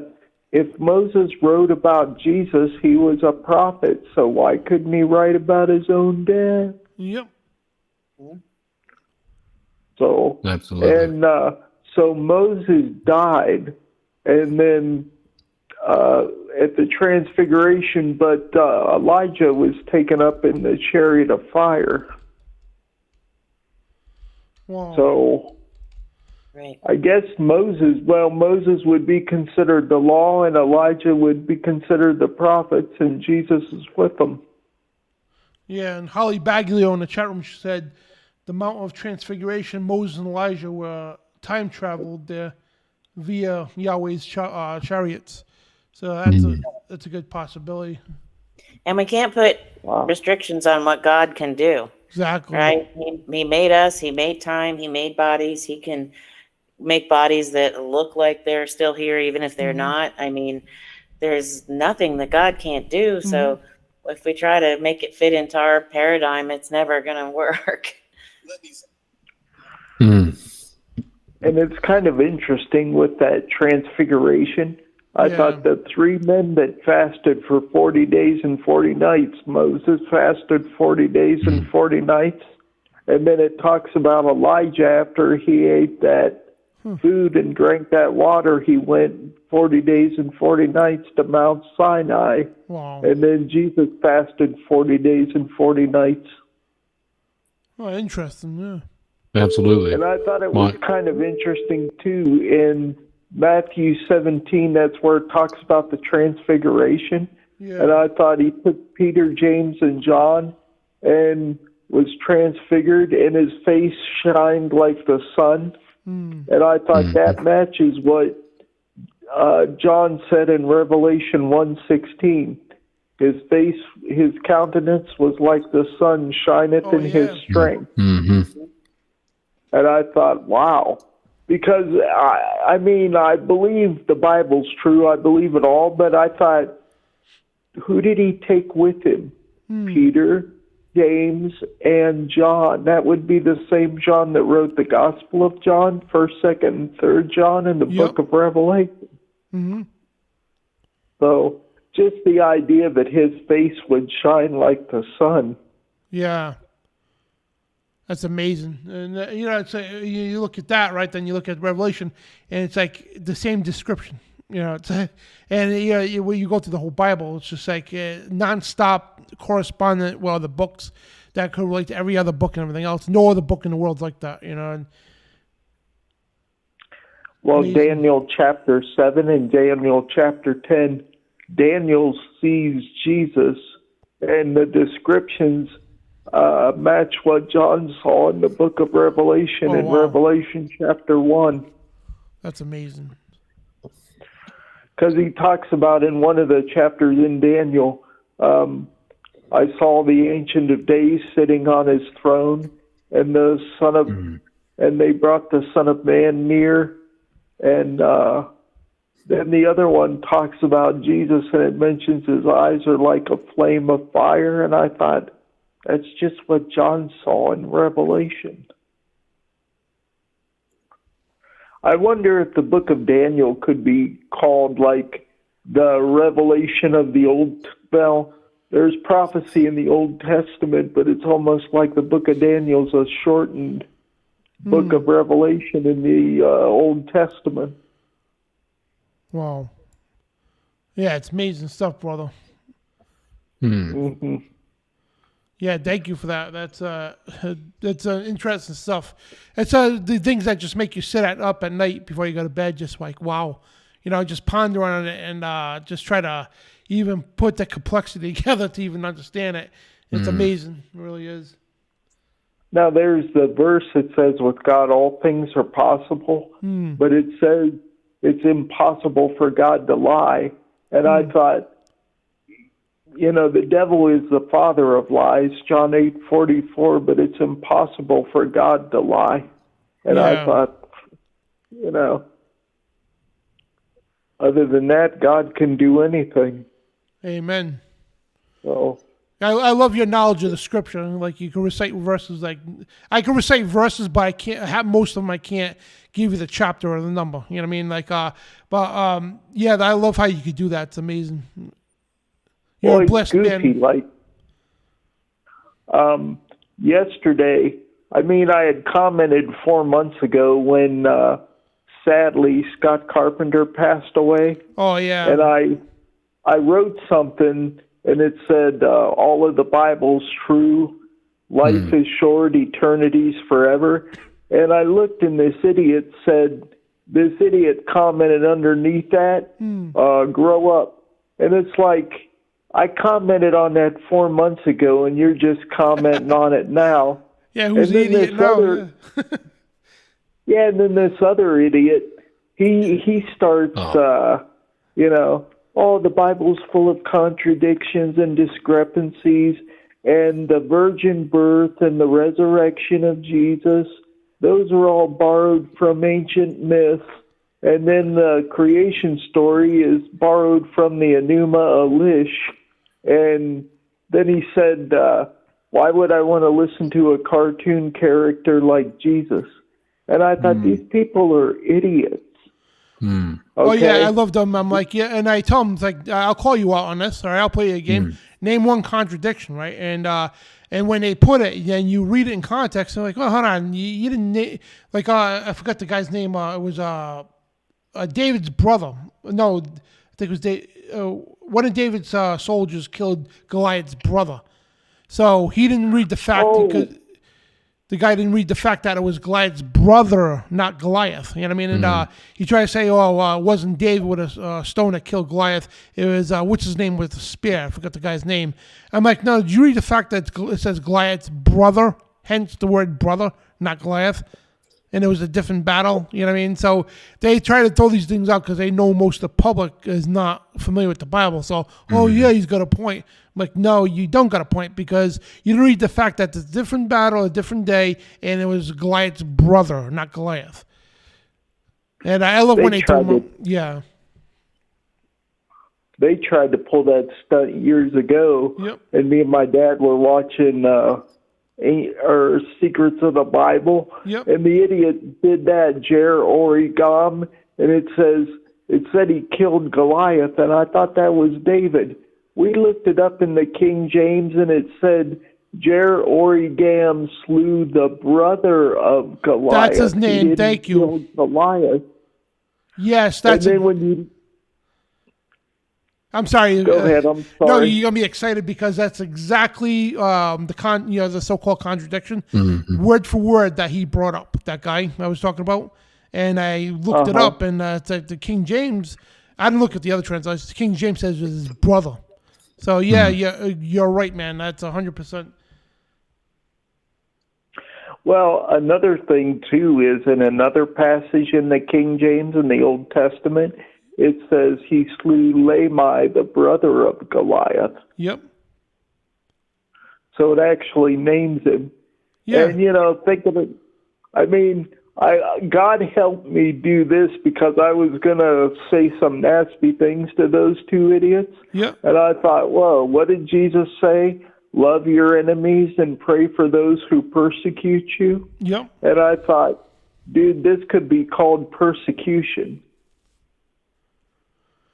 Now, nobody cut your head off or stoned you or crucified you, but this is persecution.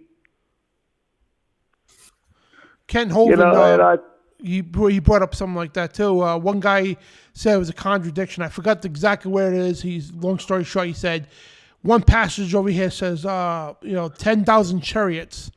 Then another book over here says it was referring to the same story. 30,000 chariots. And Kent's like, no, you didn't bother reading it right. He said 10,000 chariots. He goes, how many wheels does a chariot have? He goes, 3.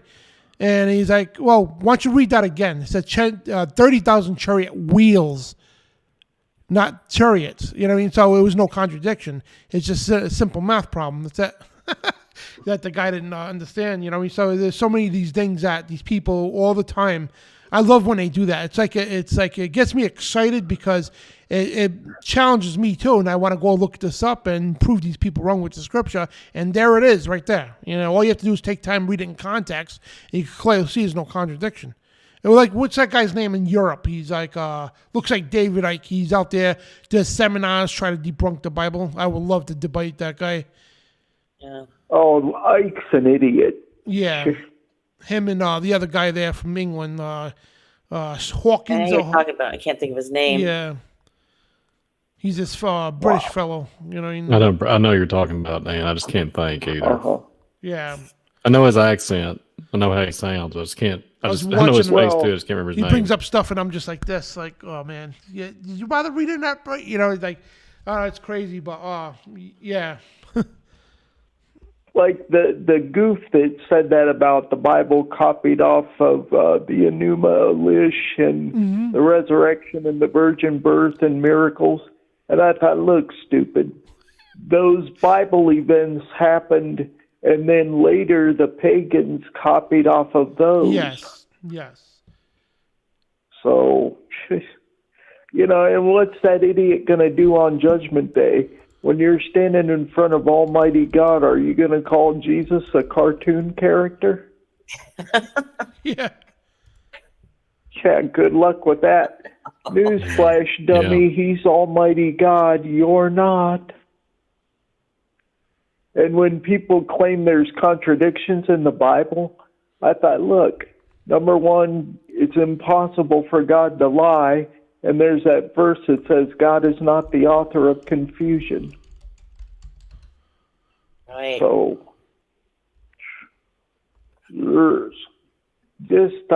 I thought, well, you handled it the right way instead of getting nasty with them. Yeah. Right. They're baiting you. That just happens so often. Agreed. Somebody even supported me, like a good comment. They said, why are you getting so upset? Maybe because the Bible's true. Why don't you listen to Jesus? Oh, you know what ticks them off the most? All you do is to put this. And I so far, every one of them just like really just stuck the knife to him. All you do is put hashtag God knows better. Yeah. That's crazy. Yeah. So the aliens are actually fallen angels? Yeah, well, or unclean spirits. Like in Revelation 16, it talks about the 3 unclean spirits that look like frogs. Came out of the mouth of the beast and out of the mouth of the dragon, false prophet. Yep, dragon, beast, and false prophet, yep. Well, and even thinking about what you said, I thought, look, ancient people weren't stupid. They were smarter than we are. Noah built the ark, and somebody built those pyramids, so... Yep. Well, thank you for the call, brother. Got a couple more to go. And, well, I can pray with you guys real quick. Please do. Yeah. God just be with Dan and continue to heal him after his stroke and keep him safe when he weightlifts. And God just help his brother Jason. And what's your guest name again? Karen. Okay, and God be with Karen, keep her safe, and God just help her. And God be with Brian. What's your dad's name, Brian? Calvin. And God just help Calvin. Okay, and God just help Calvin.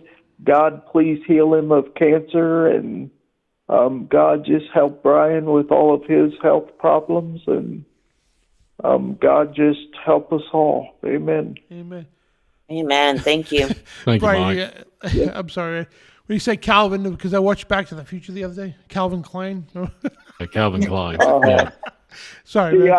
Sorry, I good. had to ask your dad's name again. I screwed up last week, and you said his name, and it's like, oh, dummy, he said what your dad's name is, and you screwed it up.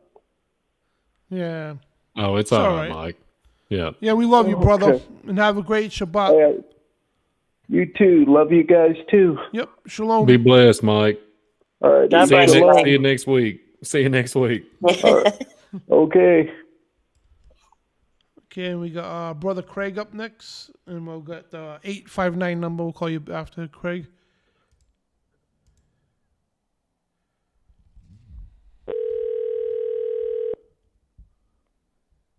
Yeah, we can't have enough prayers, that's for sure. Oh, hello. Amen. Hey, Brother Craig, how you doing? Hello. You're on the air. What's up? Hey. Yeah, that's a great show tonight. Oh, thank you. Yeah, I remember this was actually on MSNBC News one time. I think it was right after, well, I think it was about former President Trump had it was from a book excerpt that he actually was doing he stated a hypothetical about a 9/11 attack, and I believe another quote was about Osama bin Laden. And I remember the connection former President Trump had with his uncle John Trump, who had acquired all the Nikola Tesla technologies. Mm-hmm. And I was just wondering if y'all thought that maybe somehow former President Trump somehow got some time travel technology or some know-how, or was somehow able to look into the future to run in 2016, and that he may have actually lost the next election on purpose to for some reason, and then to run again in 2024. And so I was wondering if maybe President Trump had some of the Nikola Tesla technology to do that. As I said, his relative Barron Trump, 1893, wrote this book called what's it, 19? The Barron it was Trump. The Barron Trump. Novel. Yeah. Yeah, two children's novels written in 1889 and 1893 by American author Ingersoll Lockwood, and they basically talk about Trump being the last president in the future here.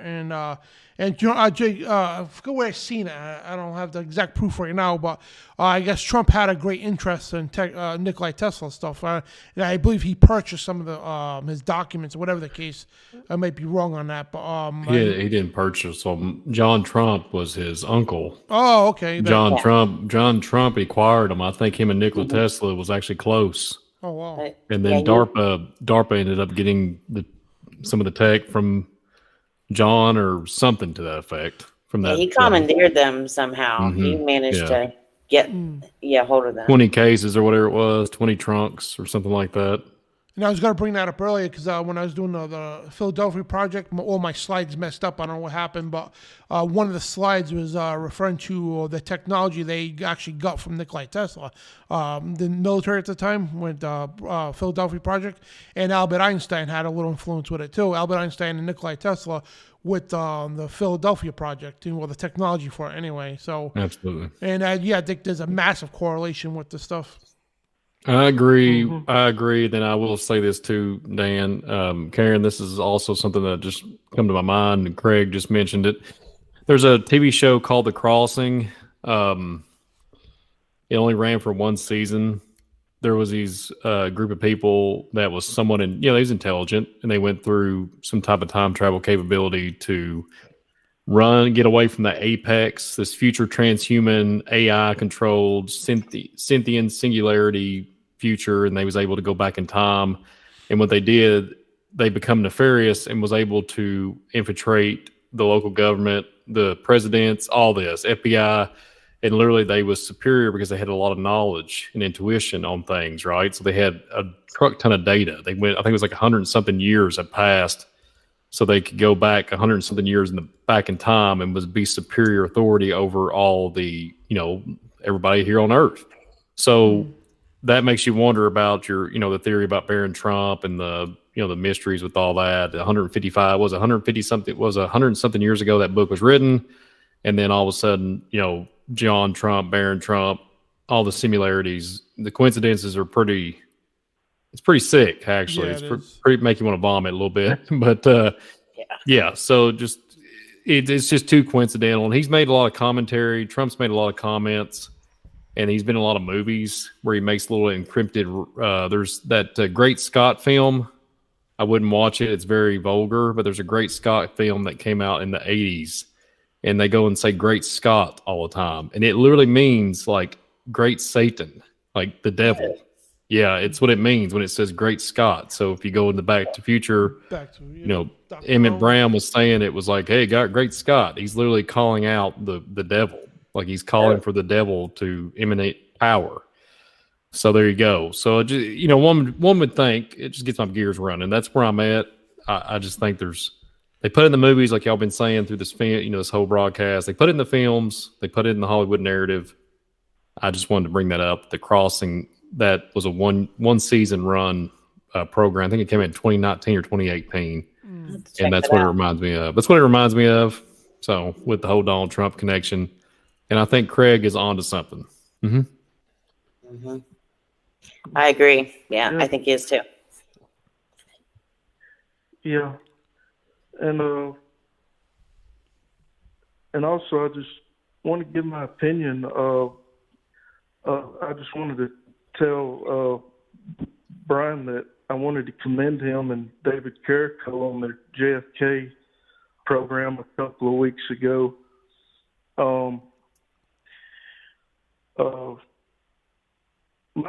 My opinion on JFK, on why he was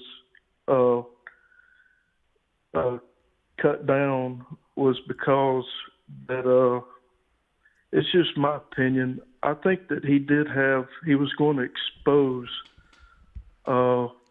information about the fallen angels and the technology, and I think that's why they got rid of him. And that's just my opinion about JFK. He was a great president. Yeah, I agree. I think you're right on that. Yeah, JFK. him and Bobby, they are the two good apples off that Kennedy tree, that's for sure. And that's why the elite took him out. And Bobby knew, he knew he was next in line. So, and you got what's his name, RFK, Robert Kennedy here, that's running for president. And I like the guy. I love the guy. He came right out to say that it was the FBI and them that killed his uncle, JFK. Mm-hmm. And this guy is he's awesome. And of course, it was like what's his name, that Tulsi Gabbard, I think her name is, when she ran for president last time. Gabbard, yeah. Gabbard. She was on fire. You know what I mean? And she was really putting these people in their place. And they're gonna run Kennedy out, but for some hope and prayer, I would love to vote for him for president, to tell you the truth, because that guy's got a lot of. He's gonna make a lot of headwinds if he ever did, God willing, to become president. But yeah, it's crazy, man. So, but anyway, The whole JFK thing is a conspiracy. I love Robert Big F. conspiracy. Kennedy Jr. He stands for the right things. Absolutely, he'll have my vote if he gets in the primaries. Yeah. Well, that's all I had, and Shabbat Shalom to all of you. You too, brother. God bless Be you. Be blessed, Craig. All right. God bless. God bless you, Craig. Yeah, the JFK, I'm glad Craig brought that up. The JFK scenario with the NASA connection, and then you have Albert Thomas, I believe that was the gentleman's name, that was funding everything. And then they swore in Lyndon Johnson the same day that JFK passed away, got assassinated, in the infamous wink. And he winked, and he's like, "Yeah, I got you, boy." And your posse is over there with O'Reilly's coffee shop, drinking the future of Starbucks 2.0 coming to a theater near you. And he's literally all drinking on the coffee pot and all of a sudden becoming a top tier clearance at NASA. Okay. Yeah. And Lyndon Johnson. Yeah. So all the military applications, everything got formed based off JFK's assassination. Absolutely. And plus JFK, like with him, he was very promiscuous. Yeah. A lot of girlfriends. It was a sacrifice. It was a sacrifice, Dan. It was a human sacrifice, and that's why they put an X. X marks the spot. X all over the place. Texas has got a big X coming to your theater near you, like April the 8th, 2014 or 2024. Excuse me. And X SpaceX, X Twitter. I mean, it's X everything. I mean, might as well just be. Yeah. I mean, I don't know what kind of weird stuff's going to come out of the cosmos, but it's Yeah, I'm just a guy. X on your shirt? No, that's Under I got Armour. an X on my shirt. It's I've got an Under Armour shirt on. I've had this Under Armour shirt since 2006. Yeah, man. Yeah, X is just a counterfeit for the cross. I mean, it's just a counterfeit cross. Yeah. That's all it is. It's just a counterfeit for the. I mean, this is just an outward sign of my inner faith. I don't. It's not anything else, anything more than that. But yeah, X is just a counterfeit to everything. That's why the Masons and Egyptians, they buried their dead with arms crossed, because it signifies allegiance to Osiris, which is Nimrod. Yeah. So get one more caller here, 859 number, and we'll call 859 number. Go ahead and answer that. That's my neck of the woods. 859 number. Oh, it might be Uncle. Hey, how you doing? Is this Uncle Willie? Hello. Oh, hello. I'm sorry, this is Dan Bidondi. You're on the air. What's your name? Hi, it's me again, Margaret. Oh, Margaret. Okay, I'm sorry. I thought you was Brian's uncle for a minute. Oh, well, I could call back. No, that's all right. Dan. Oh, man. Margaret, where are you from, Margaret? I was born in Cincinnati, but I'm in northern Kentucky now. I knew it. Because I could hear by the area code. So there you go. Before. It's been about a year. It's been about a year since I spoke to you guys. But I had that awful, terrible nightmare about a David Bowie encounter. I know. I remember you. You remember? Yeah. Well, anyway, tonight we're talking about time travel, and I had a nugget that I came across. Okay, going to jump from the old to the new and back again. When Jesus was writing in the sand, dust on the floor of the temple.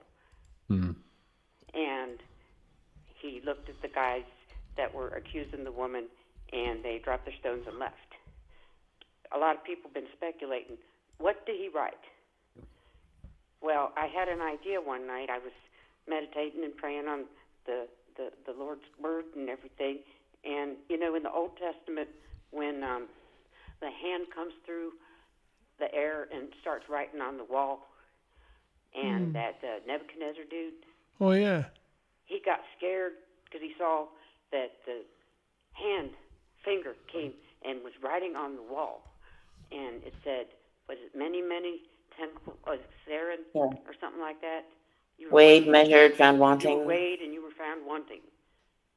And your kingdom's going to be taken from you or something like that. Well, I don't know, I'm kind of excited talking to you guys again because, the Lord's been doing some amazing stuff, but this little part here, where he reaches through time, he's standing, or he's leaning over in the temple. He's writing in sand on the floor. Oh, wow. And oh, wow, that's pretty interesting. And he's coming, and he's reaching right through time, and it's like, well, it could happen. It could happen that way, because I've been wondering for years, what was he writing on the floor? What was he writing in the dirt that made them, drop their stones and walk away? What could he possibly have, done or said? Well, they dropped the stone. He didn't do or say nothing. He just wrote something, and they saw this, whatever he scratched in the sand. It could be. It's just an idea that I wanted to send over. But anyway, the telephone ringing woke up my puppy, and she's in the other room crying. Oh, yeah. That you got a good point because I remember doing my Bible studies, the videos, and when I come across that, and after the video, I recorded the video. I'm like, what was he writing? But that makes sense because if everybody dropped the stones and ran away, why would they run away if somebody writing on the ground? Maybe when he wrote on the ground, a portal opened or something. We don't know. Yeah. That makes 100% sense. There was him writing in time. That's amazing. That's really cool stuff.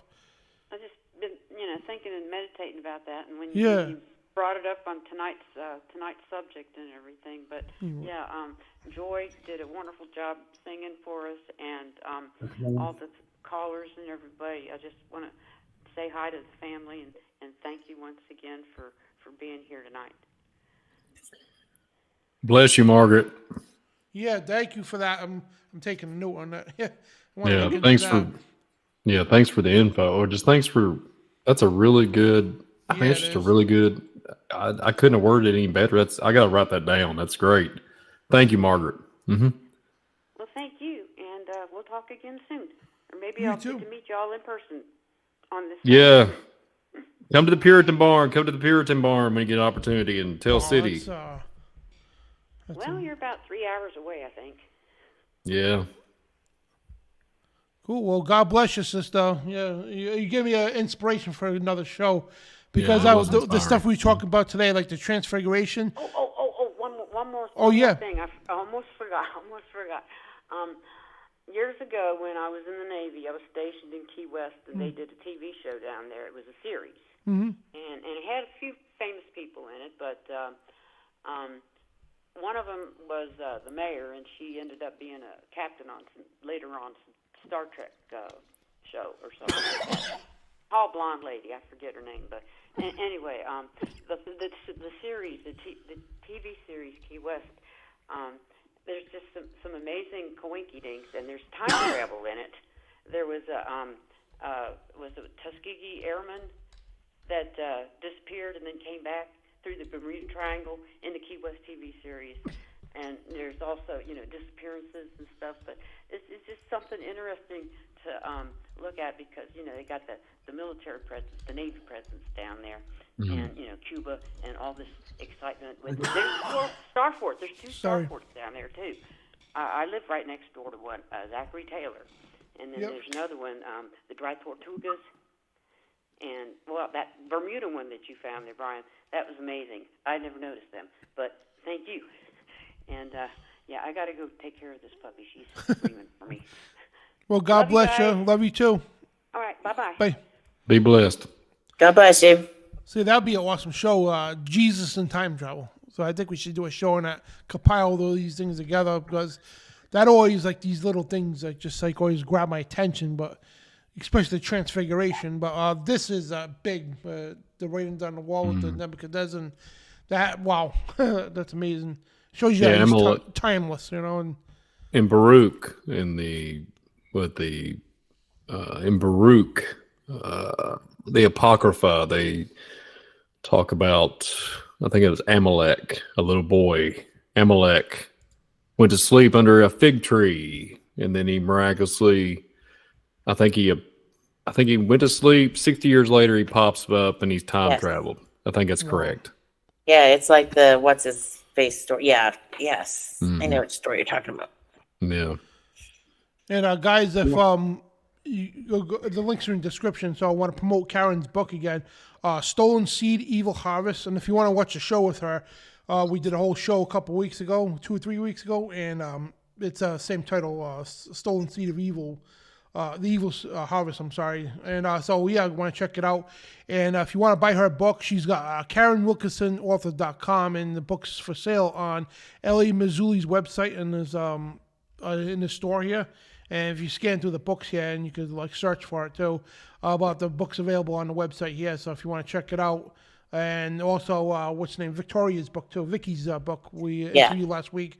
Her book is on here as well with the sleep paralysis. So, and Ellie Marzulli's got tons of awesome books on his website. Yeah, and there's a sale right now too. Everything I think is like 20% off right now on his website. Yeah, except for bundles and sale items. I think certain things, but yeah, there's a like 20% off everything through like the end of the year. So now is the time to get them, because if anything else, that at least covers your shipping and then some. So it's a great time to buy stuff off of his site for sure. Oh, wow. That's awesome. And we're trying to get Ellie on the show, guys. We've been working. Yeah, well, I'll help you with that too. Oh, thank you. I appreciate it. If you get a hold of him and say, hey, you got to come on a Spiritual Warfare Friday. Yeah. For sure. Or any show. He's got so much he's working on right now. Those 2 Roswell ones that you see there, they're out for pre-sale. Those will be out soon. Those are going to be amazing. Oh, wow. Out of Place Artifacts just came out, which is really works into a lot of the conversations we had tonight. So but yeah, he's just brilliant. He has so much to share. So I hope we get him to come on the show soon. Yeah. Looking forward to it. Yeah. Oh, yeah. Yeah, absolutely. I love how he came to Rhode Island here with the History Channel, because there's a tower in Rhode Island that's they call it the Viking Tower for a long time, and it's in Newport, Rhode Island, one of the oldest cities in the country. So it's where settlers came and everything. But anyway, Newport, Rhode Island, they had this tower there. It predates the country or whatever. It goes back, and they always called it the Viking Tower. So right next to it, and I knew it was more than the Viking Tower, because next to it, there's a Masonic lodge here, and the curator of the museum happens to be a Mason. And then one day I'm looking at the sidewalks where the tower is. It's kind of weird. So I went on Google Earth, and sure enough, it's a square and compass. That's where right on the ground. So I knew there's more than me and being an American Indian on my mother's side. We had a lot to do with the tribe and its history. Is rock in there called Cumberlandite, where you could only find in Cumberland, Rhode Island. It's a meteorite that I mentioned earliher. And it happened to be in that tower, which is about 40 miles away from where the plane, the crash. So how would this stone, and also there's another stone called Wamsutta stone, both of these, and that's located in Scituate, Rhode Island, which is near Cumberland. So how would these stones back then end up in Newport, Rhode Island, 40 miles away, which is... it's like, traveling to another state back then, you know what I mean? Horse and buggy. So there's got to be some correlation. And notice how the tower itself had a lot of astrological alignments. And I'm like, the Vikings didn't have this kind of knowledge. And I even challenged the curator then, because they were trying to sell the story. It was the Vikings put that there. So Ellie Mazzulli came to Rhode Island. They did a History Channel. And they said, no, that's nothing to do with the Vikings at all. And they proved that. And it proved my theory right, too, because...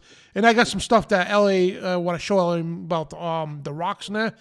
And there's a lot of significance that he didn't notice, and not because of the American history stuff. And even the curator was like inquisitive where certain rocks were. He was like, I never knew what those rocks were.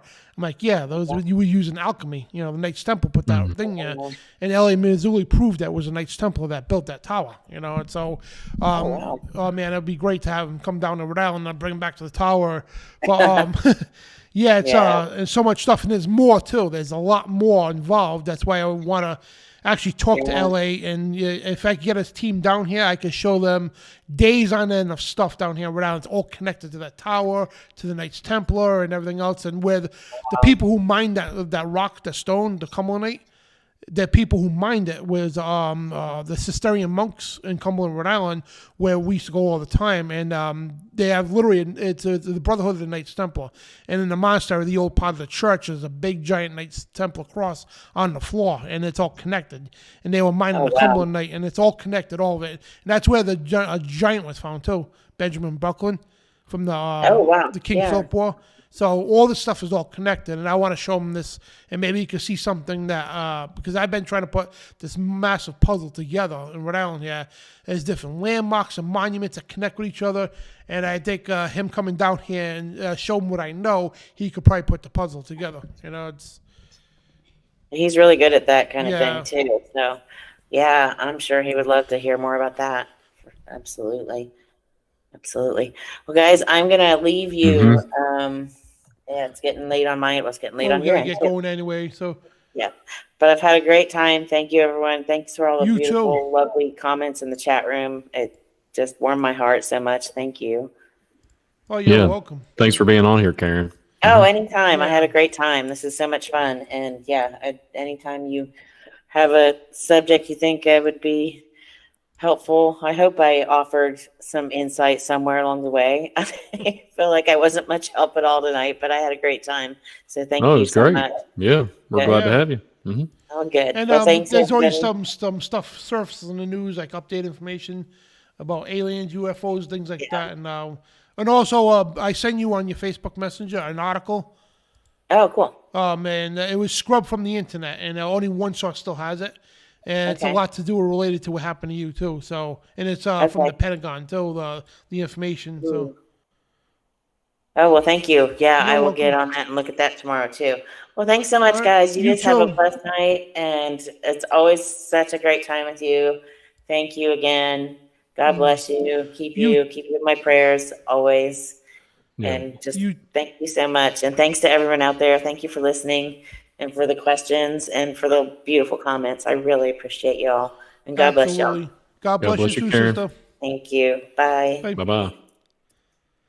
So, yeah, what an awesome show, guys. And so thank you all in the chat room for the comments and everything. And also, before we go into, I want to promote the show coming up with Brian and David Carrico over at FOJCRadio Underground Church. Yeah, there it is. It's going to be on YouTube. The link. Maybe I got it. Well, I've got it I had it in the description. I just didn't pin it. Here we go. Yeah, I'll just put it in there. And Dan's got it too. Yeah. So there you go. Now you'll go hit the notification bell. Subscribe before you guys go. If you're not subscribed already, just go do that now and get the notification bell. This way you'll have the notification of the show. So. Yeah, Cities Lost in Time. It's going to be literally that's what it's going to be called from now on, but we're just going to go each different location, archaeology standpoint, wherever we decide to go all over this earth. We're going to go, take a deep dive into a lost city, subterranean areas, all different types of things we got going on. It's a new series. Me and Brother David are going to be presenting that. So we're really excited. Tomorrow, I'll be dropping a trailer. Tomorrow, I've got a really cool trailer. It's going to be epic, so keep an eye out for that. I'll probably have it deployed at sometime in the afternoon, 4 or 5, maybe 6 o'clock Eastern time, late afternoon. So keep an eye out for that. It'll be a trailer for Sunday night's broadcast. The program's going to be at 9 p.m. Eastern time. So hope to see everybody there. It's going to be a really good time. Me and David have. This has been planned for a while now, and we're really excited to introduce it to everybody. It's going to be a great series that we're going to be doing together. So, yeah, God bless you, David. Mm-hmm. Yeah, 1 second. Let me email. And so I had one prayer request. I hadn't advertised it enough. So let me get the prayer request. But guys, if you want a prayer request for the next show for next Friday, please email truthradioshow@outlook.com. Tell us a prayer request and we'll put it on the air here. So hang on 1 second. Let me get to my prayer requests. I have one, and it's my fault for not promoting it. So what we do is we pray for people now at the end of the show that need special prayers and everything else. So hang on 1 second. Prayer request. And let me get to this in a minute. So yeah, if you want to take a screenshot of that with your phone or whatever, truthradioshow@outlook.com. Email and subject prayer request, and we'll put the prayer on the air here. So this one's from Barbara Brolt. So she needs prayers, needs to get well in time for scheduled surgery. And also Holly Baglio, she had a prayer request too tonight for a friend of hers. I forget exactly what it was for, but so let's close out and pray here, and we'll put these prayer requests in there.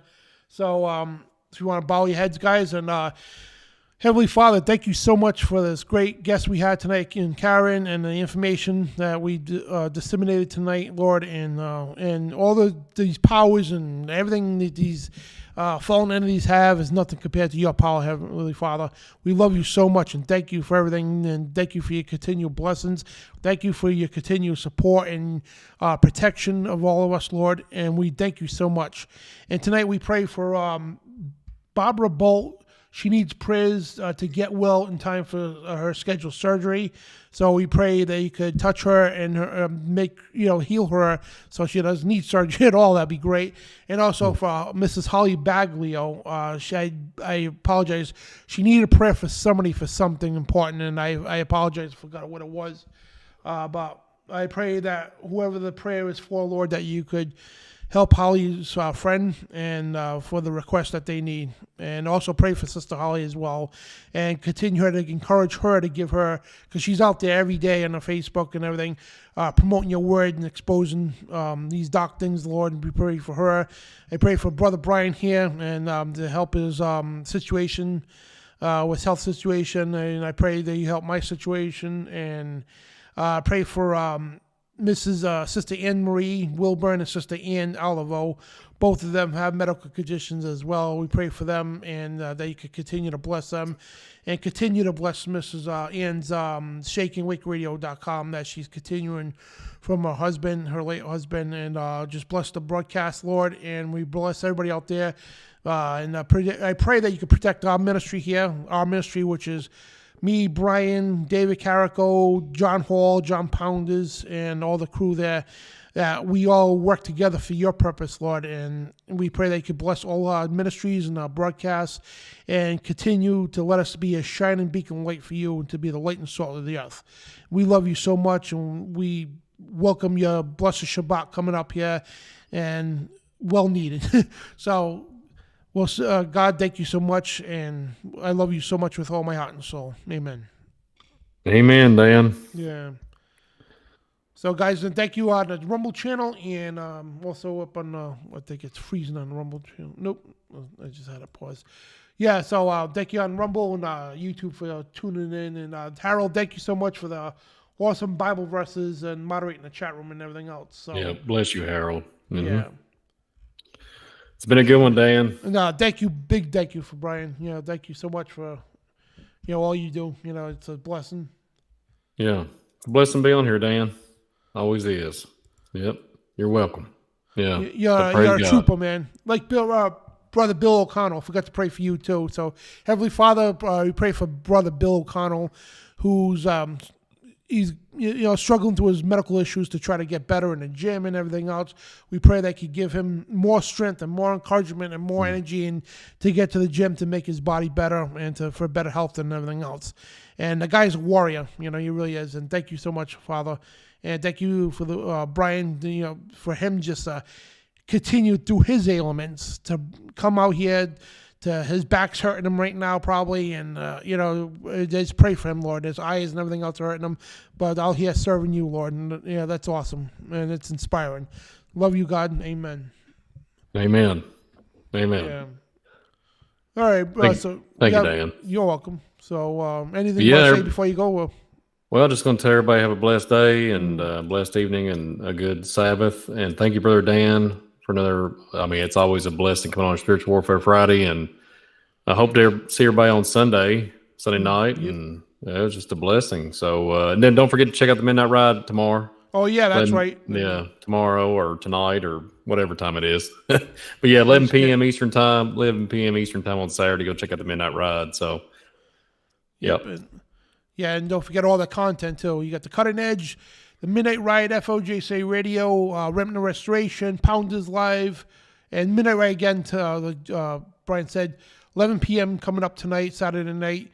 John Pounders and David Carrick are going to rock another one here. So that's my favorite show out of all of them. It's the Midnight Ride's my favorite because just John and David just bring their knowledge together, and which was a show also, guys. I just want to remind you that show actually inspired me to do this show, to get out, because I was always doing news shows, about the news and everything else, and yelling and screaming about stupid stuff that I shouldn't, getting all hot wired and everything. So I wanted to do a spiritual warfare show because this is what it's really about. Not who's president, not who's the Democrats are doing or the Republicans are doing. Yeah, it matters. Yeah, we should know the stuff and, be angry about the stuff, that bad stuff they're doing. But you know what, though? But at the end of the day, it's a spiritual war. It goes beyond, because everybody's like, oh, if you want the truth, follow the money trail. It's somewhat the truth. But if you want the real truth, to the whole truth, it's beyond the politics, beyond the money, beyond all that stuff. It is the spiritual aspect, the spiritual warfare. These spiritual entities, they run the big bankers. They run everything that's going on in this world. They control both the right and left wing, the Republican and Democratic parties. Both are controlled by these elite. So if you think you're, voting, yeah, you can vote for people. The local elections, I would never discourage people from voting. There's great people who run as Democrats and Republicans. So you should vote for the person, not the party. You know what I mean? But always examine who the person is, and local elections are important. But I don't have time to get into all the politics stuff here. So I don't want to bore you guys with it because it is boring stuff sometimes, So let me get to my outro here, and don't forget to check out these shows, guys, and good stuff, man. Really is. Yeah. Well, be blessed, everybody, and thanks for another good one, Dan. Yep. And next week, I guess we got a few little things. We'll have a couple of good shows to contemplate on what we're going to be presenting next week. Yeah, we got a list of ideas we're running by right now, and we do want to it's not perverted them by all means. We do want to do a show on sexuality and marriage, marriage and sexuality. You know what I mean? And we'll take open calls of because there's a lot of married people. Hey, could I do this? Yeah, as a married couple, certain sex acts. Okay, and I'm try to be clean, but we're adults here, so. We want to address that. We want to put what the scriptures have to say about these things and address it from there. You know what I mean? And there's so many things we're going through, and I want to do this time travel in Jesus. That is, because tonight we just talk about the stuff.